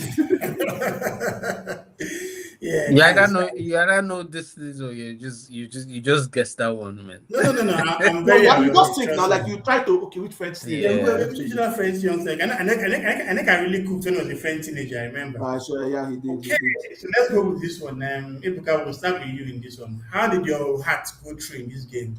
Seeing you lead comfortably, to see them score very late, to now see Shesko now get your 3 points. How was the narrative in your head going to a 2-2 draw with Fulham after winning Man City and Arsenal? There's something I've always said as a Manchester United fan, and there's something I've told myself I don't want to see again. I don't want to see Manuel Ugarte on a United shirt. I don't want to see. I'm telling you the gospel truth. I don't want to see Manuel Ugarte. Immediately, Ugarte came on when Casemiro has found out now. 2-0. Yes, I see. God get Sekou Kone, get Jim Thwaite, get any other person from the youth team. Immediately Ugarte came on. I just sent a message to somebody. Watch United struggle, and exactly that's what happened. Ugarte has played. He has started 7 matches for United in the Premier League. United have lost all. In games where Ugarte have come in Premier League games this season, if you are starting the score at 0-0, at the point where Ugarte came on this season, United have lost all. Wow. Ugarte coming in on games is clearly a problem for Manchester United. And for those punters and gamblers out there, I'm telling you now, once Ugarte enter, just take it that the other team wins the rest of the game. It's a normal thing now that's going to happen. You understand? That is exactly what it is. So the thing here with United now is it was a good game. Like, of course, I mean, I think Carrick is more of a man manager than as all these tacticals. I hate tacticals manager at United. I prefer people who are more of man managers, know how to handle dressing room, egos, and all of that. It is very, very important, right? First half, we were basically on course. We were basically on course in the first half. Then Cunha scored 2-0, and I felt, okay, you know what? This is game over. Time to just relax. Ugarte came on, and look at it. Look at the stats right there. Yeah, Farouk just said it. 24 goals we have conceded when Ugarte came onto the pitch. United have conceded 36 goals this season in the Premier League. 24. For some reason, this stats doesn't look like it can be. How can you concede 24 when one? bro. I can go and I can give you the statistics, right? Okay, please, so I don't mind seeing it after the call, please. Okay. Farouk, so, please, if you can send us that link, I'm really interested. Yeah. Wow. We can go take a look at it, but I'm telling that's sickening, man. That is how bad Ugarte has been, and that's the reason why Casemiro goes off. I would prefer we bring probably a Sekou Kone or someone else who is not Manuel Ugarte. Yeah, but the issue now is that if you look at your bench for the game, okay, Shesko, Ugarte, Mazraoui, Yorobuchi, Alte Bayande, Heaven, Malasia, Zexi, Lacy. If Casemiro left the pitch, there's not a person that would have come in but Ugarte. So, and that's the reason why. Or unless we start bringing Bruno back to the deep position, but Mino cannot play holding DM now. So that's what I'm saying, right? Get somebody from a player from a youth team can't be as bad. I just believe that. It's Ineos. Ineos would be stupid, and I still say this thing. Ineos is going to derail our season if United doesn't get, even if it's a midfielder on loan. If Casemiro gets injured right now, it is season over. It's as simple as that. It is season over if Casemiro gets injured. And how this, as in decision makers, don't see that is baffling, to say the least. It is baffling. A midfielder is needed. So, if but you don't have time now. You just have 24 hours. And I don't even think you guys are in the market. I know that's what I'm saying. They're not in the market yet. I don't think they're in the market. Let me tell you what happened, right? And that's why I still, Ineos is a problem. It's in there a problem.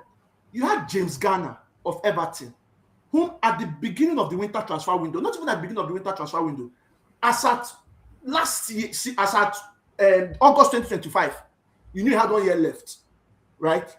The beginning of the winter transfer window, James Garner still had as his 6 months left. Why don't you go to Everton?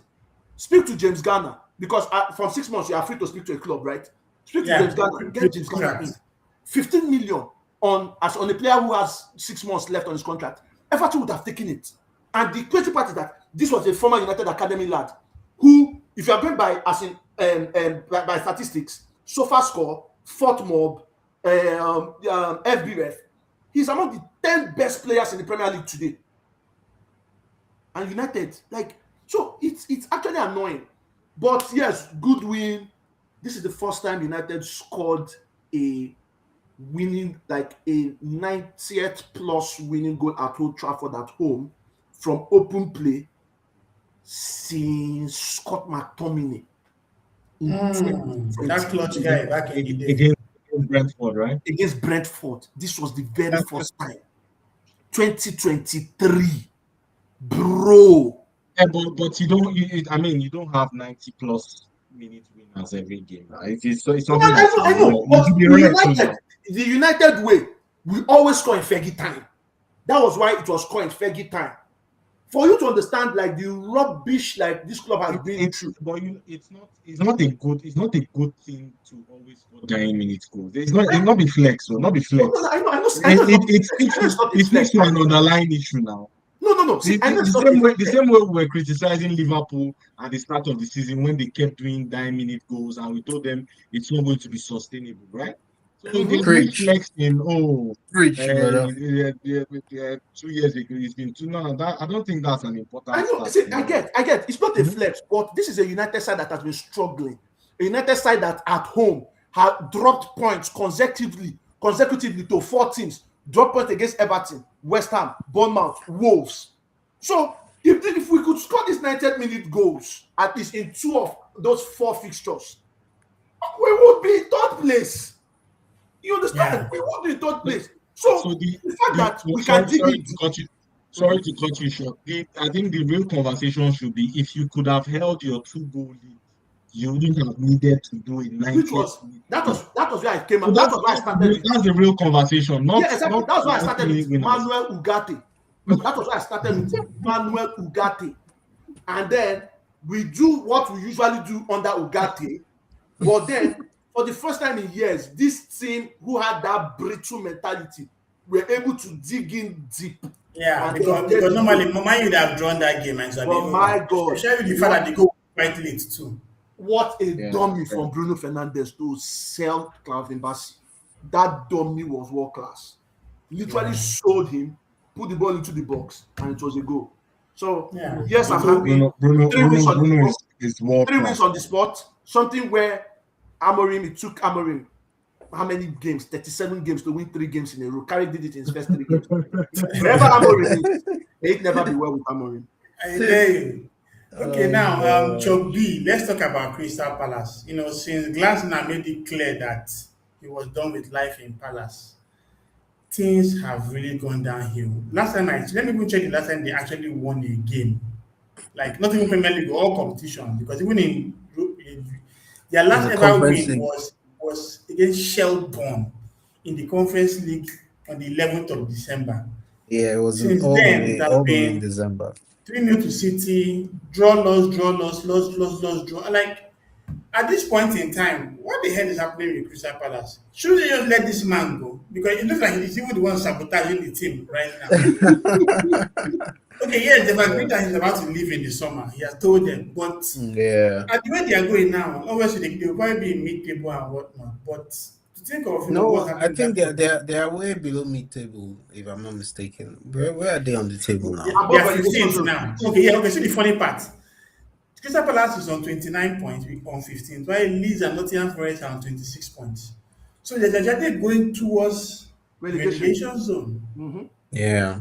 To think at some point this season they were still in the They were European fourth. places. They were fourth at the point in They time were Yeah, this season. fourth at some point. Yeah. It's sad what's happening to them. I think at the end of the day, the manager has seen that probably he was never gonna get the backing he thought he felt or he assumed he was gonna get from the board. yeah, And you've seen that with quite a lot of their first choice players leaving and not yeah. getting Ateta sufficient and Co. cover. Yeah, Mhm. sufficient cover for them. So it's well, we all know they won't get relegated. Glasner seems like a Bro, decent. they might actually They get might, relegated. to I'm checking. guys, with the way they are going. Because right now, I think they are looking for oil.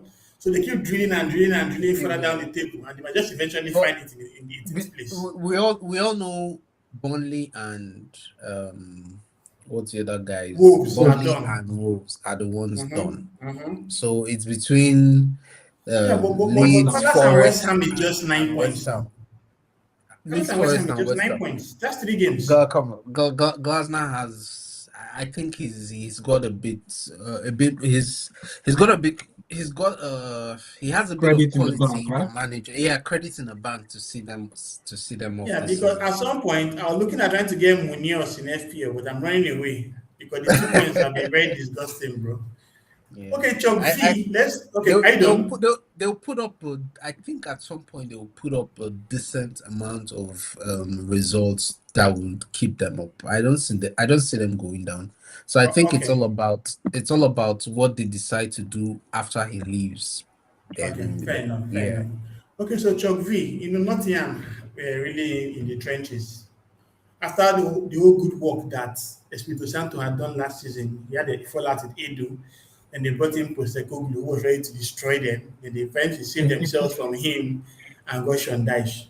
But under Daesh, they've had like some good results and some indifferent results, and they are still flirting close to relegation waters. They are just 6 points ahead of West Ham, and they are tied with Leeds. This relegation dogfight that they find themselves in, will they stay up? I think Nottingham have what it takes to stay up, right? The last 5 games, they've lost just one.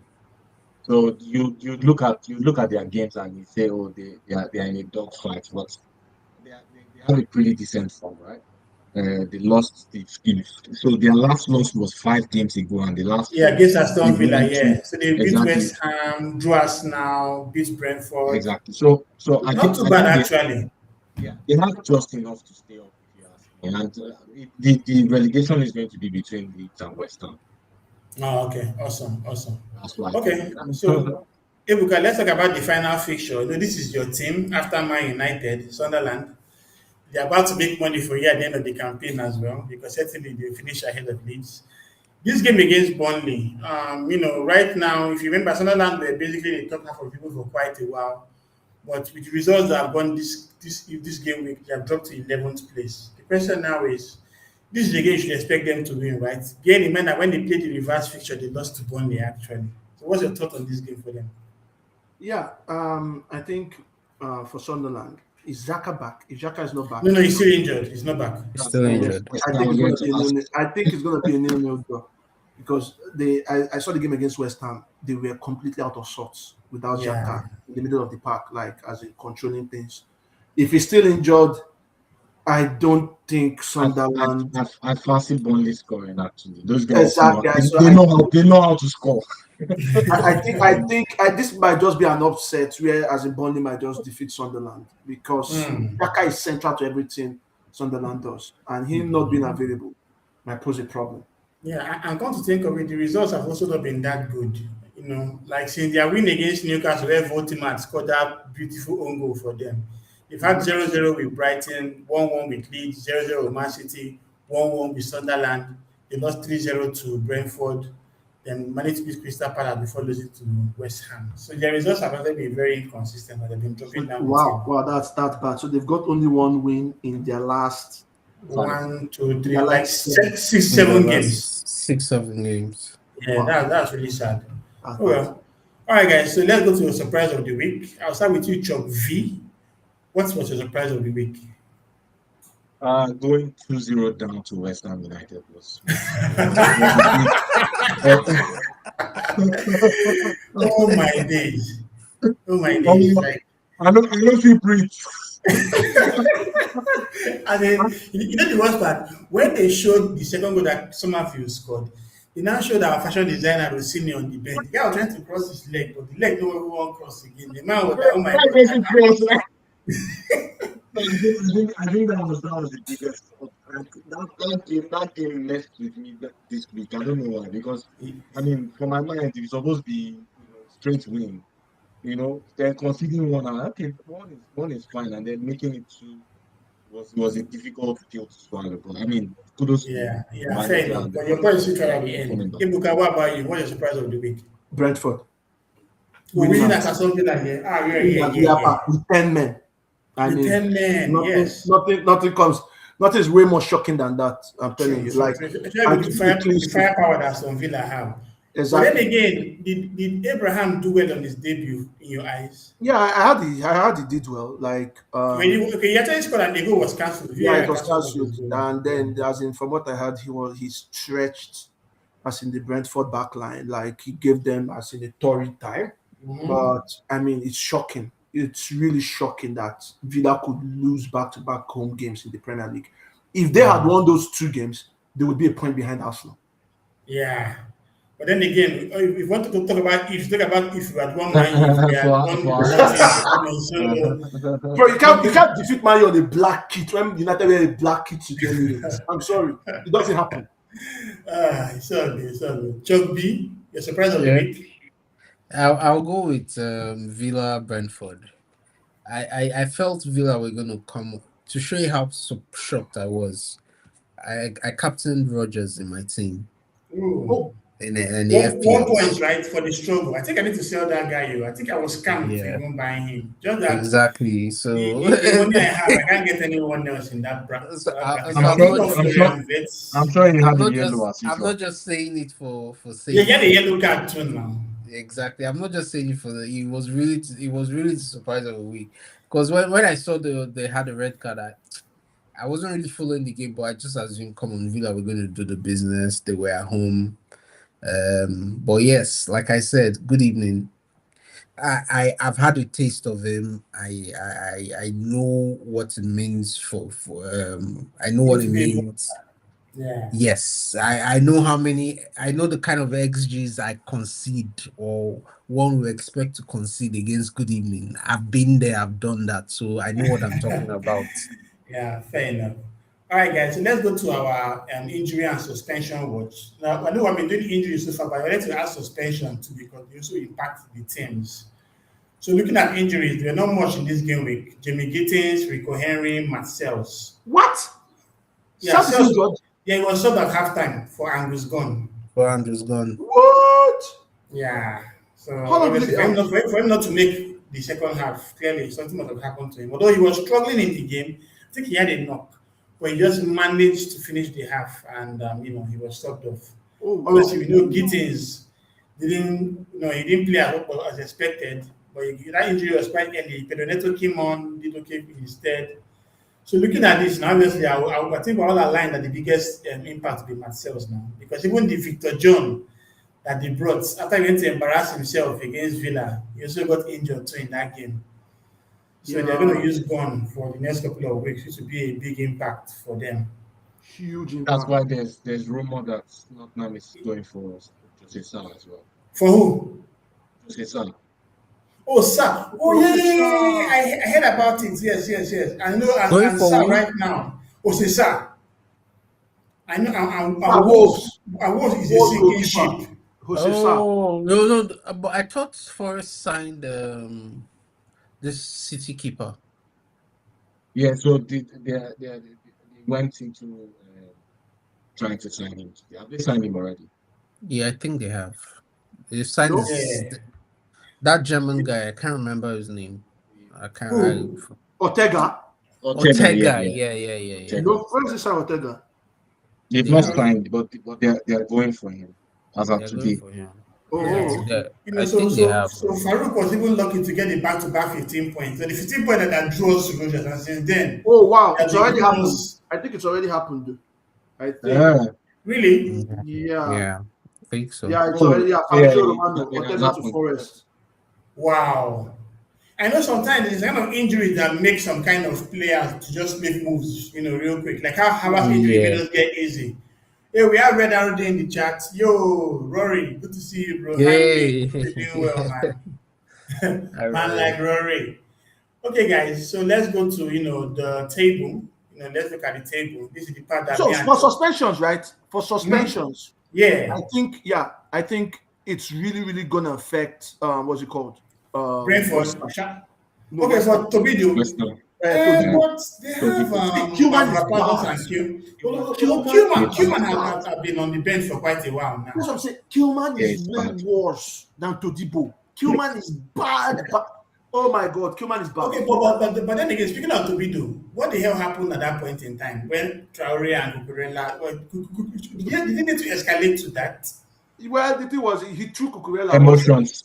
and tempers were running high.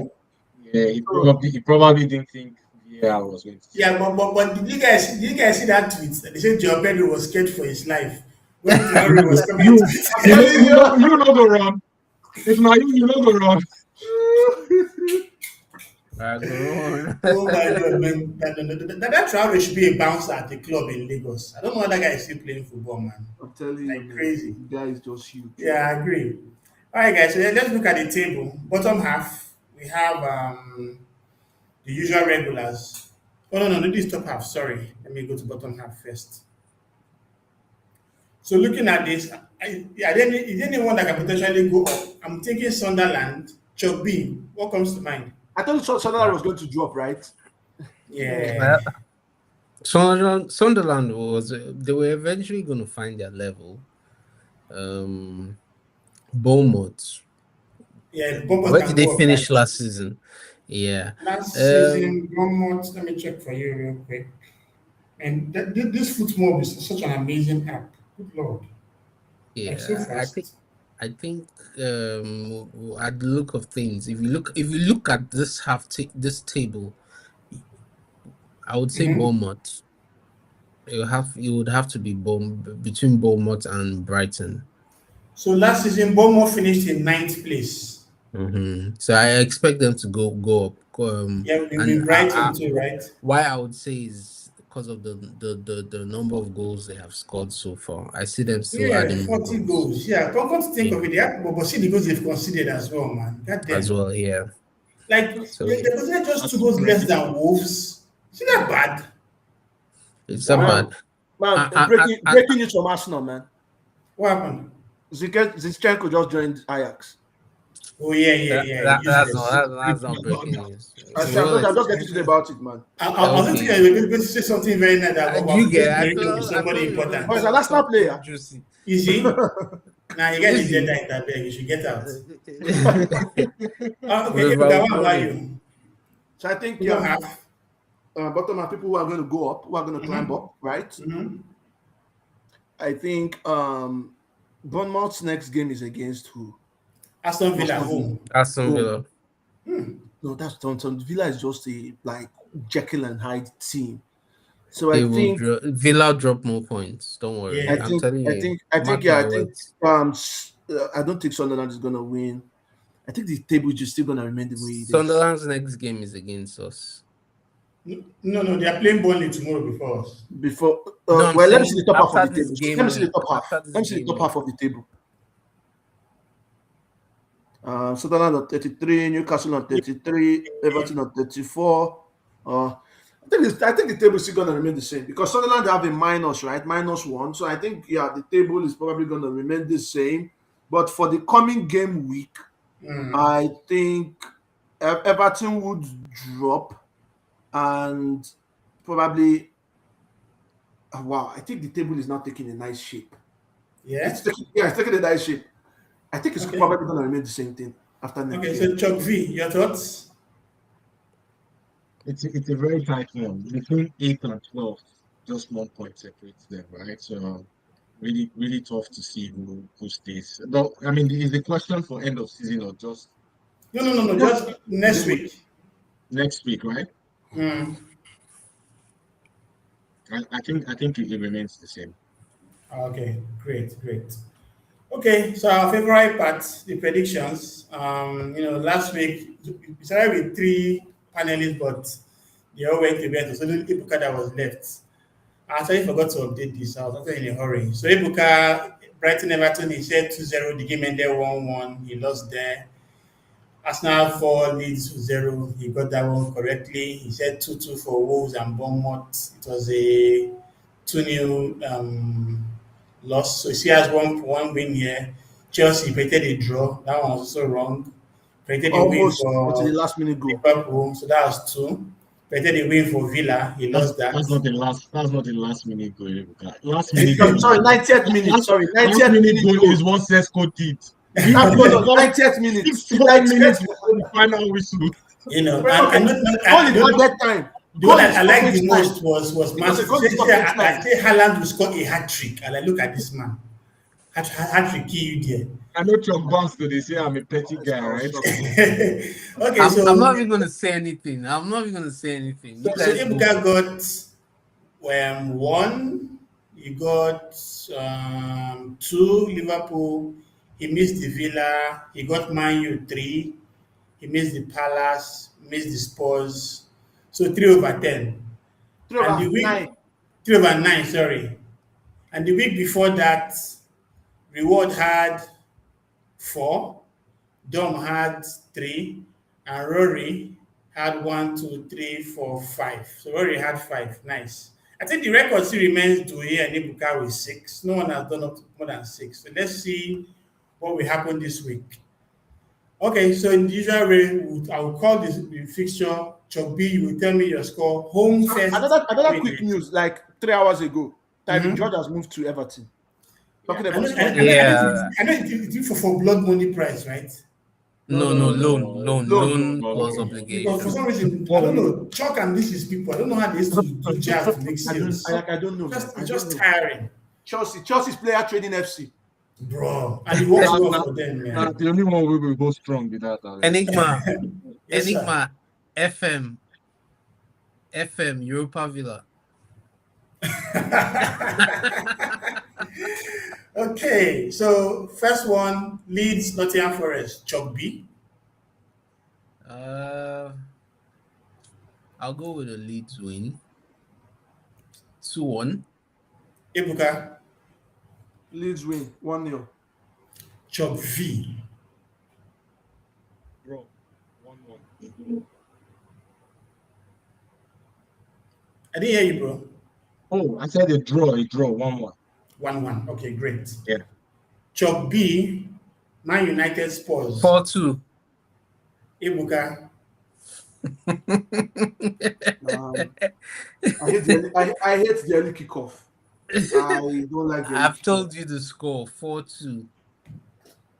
Now, I'm telling you, I think Sholake is injured. If Sholake is injured, United are going to win. If he's not, he Except just likes scoring against 4-2. United. Worst case So I scenario, think- the game ends 4-1. Okay, taking into context that Solanke might be injured because he's an injury-prone player, I think it's going to be United a guys. 3-2 win. It's going to be another 3-2 win. 3-2 win. Okay. Chop V 3-1. 3-1. All right. Chop B Arsenal Sunderland. 3-0. Ibuka. That's not Sunderland. 2-0. Chop V. 3-0. Chop My B guy. Bournemouth Aston Villa. This one is tough because I know Bournemouth, those guys, they just keep going. It's like their lungs never run out. I expect a high score line. What did we play? We played 3-2 at their home, right? Yeah. I will go with a 3-2 score line against Villa. Ibuka. Against Villa, I think it's as in 1-2. Villa will win. win. Yeah. Okay. So, Chop V. 2-2. 2-2. Okay, great. Yeah. Chop B Burnley West Ham. 2-2. Ibuka. 2-3. Chop And V. Bowen. I think Bowen will get 2 goals in that fixture. Oh, nice. 1-2. Yeah, because Yago will not hear word again. And this man. Is the See, okay? I was Yesterday so they said buy him and you start only 2 points. No, me, I'm So the yesterday they Anybody said interested in always for plans. West Ham, right? For West Ham in the past, I think 4 seasons, 62 goals and 40 assists. Like that's Something else. ridiculous. I don't mind having I don't mind having a player like Bowen in my team. I don't Yeah, mind. he's very clutch though. He's very, very Very. clutch. He's so And now that Paqueta has gone, you also have PKs as well. And West Ham, they get a lot of PKs.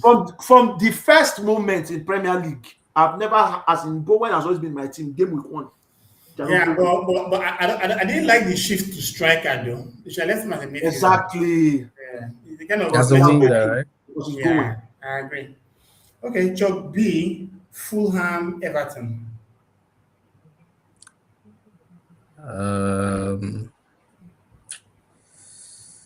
0-0. Ibuka. Fulham always score at home. Everton bad on their travels. They don't know how to score. Fulham 2, Everton 0. Wilson on the score sheet. Chop V, 2-1. 2-1. Awesome. Chop B, Wolves, Chelsea. 0-4. 0-4. Ibuka. Chelsea has midweek exertions. 1-3. Yeah, I know their hearts have been broken in midweek now, so they use all their anger. That's what I'm saying. But Wolves are gonna get a goal. 1-3. I don't see them getting a goal, but yeah, that's all right. That's fine. Chop V, 1-3 as well. Chop B, Newcastle, Brentford.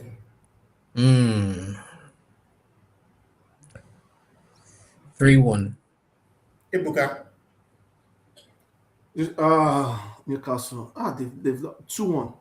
I mean that midfield. In fact, Bruno and Joelinton are not available. It's kind of like taking a toll on them. Yeah, so taking his toll on It's gonna them. be Newcastle. I don't know how they do with PSG self. I was surprised. Yeah, Willock and Ramsey, right? And Tolani. Yeah, so Ibuka, I didn't get your prediction again. Sorry. Newcastle 2, Brentford 1. Okay, Chop V.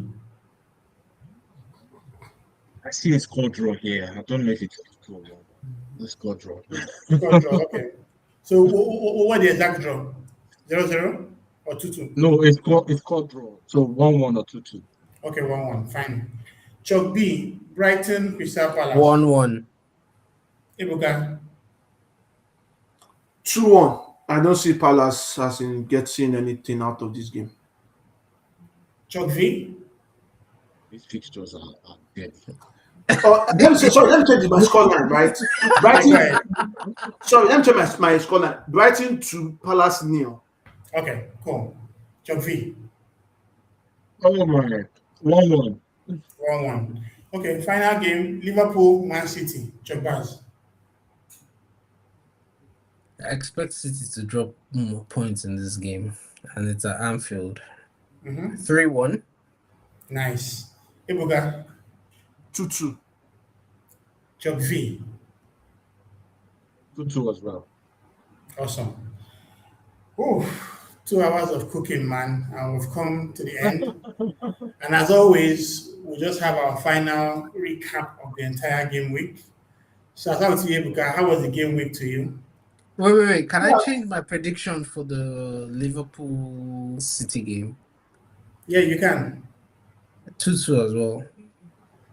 Did you do what peer pressure does for you? No.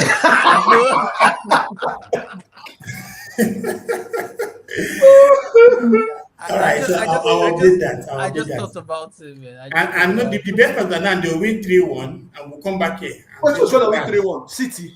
Liverpool. Liverpool win City now. Okay, Liverpool, yeah, possible. That was actually the second score I was thinking of. 3, but yeah, that was it. Yeah. See them. Or 2-2. All right, so you round up of the game week. Yeah, I mean, fascinating game week. United, like, at the point in time, I felt, okay, yeah, we are going to drop points, right? And we'll be 6 on lock, but we came up with the goods. City has been having a torrid season so far. 1 win in their last 6. It wasn't something I was expecting. I expected them to defeat Spurs, but yeah, Sri Lanka had other ideas. Brentford, I mean, the fact they could keep a clean sheet even with a man down for over 45 minutes. Kudos to them. Yeah, so being a game week of like as in goals, we still have one more game tomorrow, which I think is going to be really drab. But yeah, all in all, it's just okay. Okay, Just Baz. As a gunner, I would say it's been a good game week. Hate watch was on point, right? I had a good hate watch with the but the haters would have been complete if Chelsea actually just drew. Even though we're not contending with them, just yeah, you know how it is now. I didn't see them winning that game, so yeah, it's good for them. At least it's good they have the win and feel like they would have a chance against us on Tuesday. Do you get me? So I'm really looking forward to hosting them twice this season under the carpet. So yeah, my thoughts on the game week. Like I said, as a gunner, it was a good game week for us. You know, to close the game week with a chance of your hands like this against the great blue sharks. The juggernaut, man. Exactly. And to now see Villa at the same time dropping points. They lost their game today. Carrick on the wheel, like they say, was a Carrick time. Yes. So yeah, also three wins in a row on the bounce. So good win for the likes of City. But I think this game week there's been a bit more emphasis on the top 4, like the results around the top 4 area, the relegation side, and if possible, not if possible, also the title, the league table as well, the top table as well. So it was a interesting game week, to be honest. Awesome. Chuck V. Not much to say from my end, right? because even though we won our game, it was just another one of those games where it could have just been a loss, right? So not much to be excited about. And then we have Emirates this week as well. So looking forward to that. I know it's going to be a tough one, but I don't think you guys should be so braggadocious about it. We should. Because we are Chelsea. We are Chelsea, and I don't want you to forget that. You're even lucky that Meridian missed that chance. When it was 3-1, I had a chance to make it 4. I want to be discussing about this second leg. But my boys went to go and miss that up, and Ganacho decided to wake up. But it's been a fun game, though. I'm very sure of that. I said something before he joined. I like the fact that Chelsea are conceding goals. That's all I will say. Yeah, that's all I will say. But I also like the fact that Arsenal are conceding goals. right? Yeah, we are. I mean, for like 3 or 4, 5 game weeks now, you guys have been drinking 2 goals shipping it in, man. Yeah, consecutive. Yeah, that's yeah. true. That's true. I agree. Raya has one of the worst save percentages in the league. Like, Yeah. he's not doing you guys any favors right now. So, I mean, yeah, Okay, I agree. it's going to be a cracker midweek. I'm It'll, not so it'll be confident. Sure, it'll sure. be Kepa by Vincent, the way. Vincent, let me tell you Kepa I'm by something. not the so way, no confident, Raya. but there's just something about Chelsea, right? You go And collect, brother. No, no, Chelsea it knows wasn't how to about thrive in Chelsea. chaos. Against Bro, Carabag. your manager is a fashion designer. By the end of this year, No, he's out of the door. a PE teacher. I don't rate him at all. PE teacher. My PE Oh God. teacher. my No, God. Ebuka, you know you said something about Carrick, right? About Carrick not being a tactical. That's exactly what this guy is. He's not a tactical, he's a man manager, right? Okay. See, you Let's guys, go. Chelsea has never ever come back from a 2-0 deficit Win. to win A a 2 game. deficit to win a game. In the Never. Premier Did League. you guys know Never. that? Yeah, What? we didn't know Yeah, that. they Yeah, have they never come back from never 2-0 ever to come win a back game. from a Ever in their two history. nil deficit to win a Premier League game. I This was is the first when time. Gary Neville was saying it in the Wow. game yesterday, I was So shocked. so it's no mean feat. Do you get my point? It's no Wow. mean Wow. like it's not a No, feat. but the changes he made, the Something changes he made at exactly. halftime were spot on. Yeah, Yeah. there were obvious changes too. There were You obvious read the game. changes. You read the game well. So Fair enough. that's why I agree. He's not a tactical, but yeah, I mean maybe the man management, maybe he knows Okay, something about okay, it. that's cool. Right? So, Ebuka, the United Critic, how's that going? And what are the plans for the week ahead? Well, nothing much. I mean, see, so yeah, I'm looking for United fans as in Nigeria who are actually official like Manchester United members. If you know anyone, please just let me know. Just hit me up because Okay. there's something I would like to like run, and yeah, I would need as in people who are official members, right? Yeah, because if you probably want to do like stadium tours or all these things, as in they could give you great like mad discounts. You understand? They might want to come, they might not want to come. That's fine. As in they could also like postpone it, put it in another time and season. But the thing is, if you come as a group, right? As a Those body. hospitality this thing. So if you know anybody who's an official United member, please let me know. Hit me up. Okay, I'll be on the lookout for you, bro. Thanks. So, Baz, the Arsenal exchange, how's that progressing? Like my team, one game at a time. Okay, awesome. One game All right, at man, a guys. time. Always, thanks for taking out some valuable time to be with me tonight. It's always fun having you guys here. Just talk about the Premier League, show your great knowledge, and of course, looking forward to seeing you guys make all your predictions. That's actually the fun part as well. Oh, And of course, for our guys on the chat, thanks for as always, Farouk, Wiloji, don't forget to like and subscribe, and we'll see you guys in the next stream.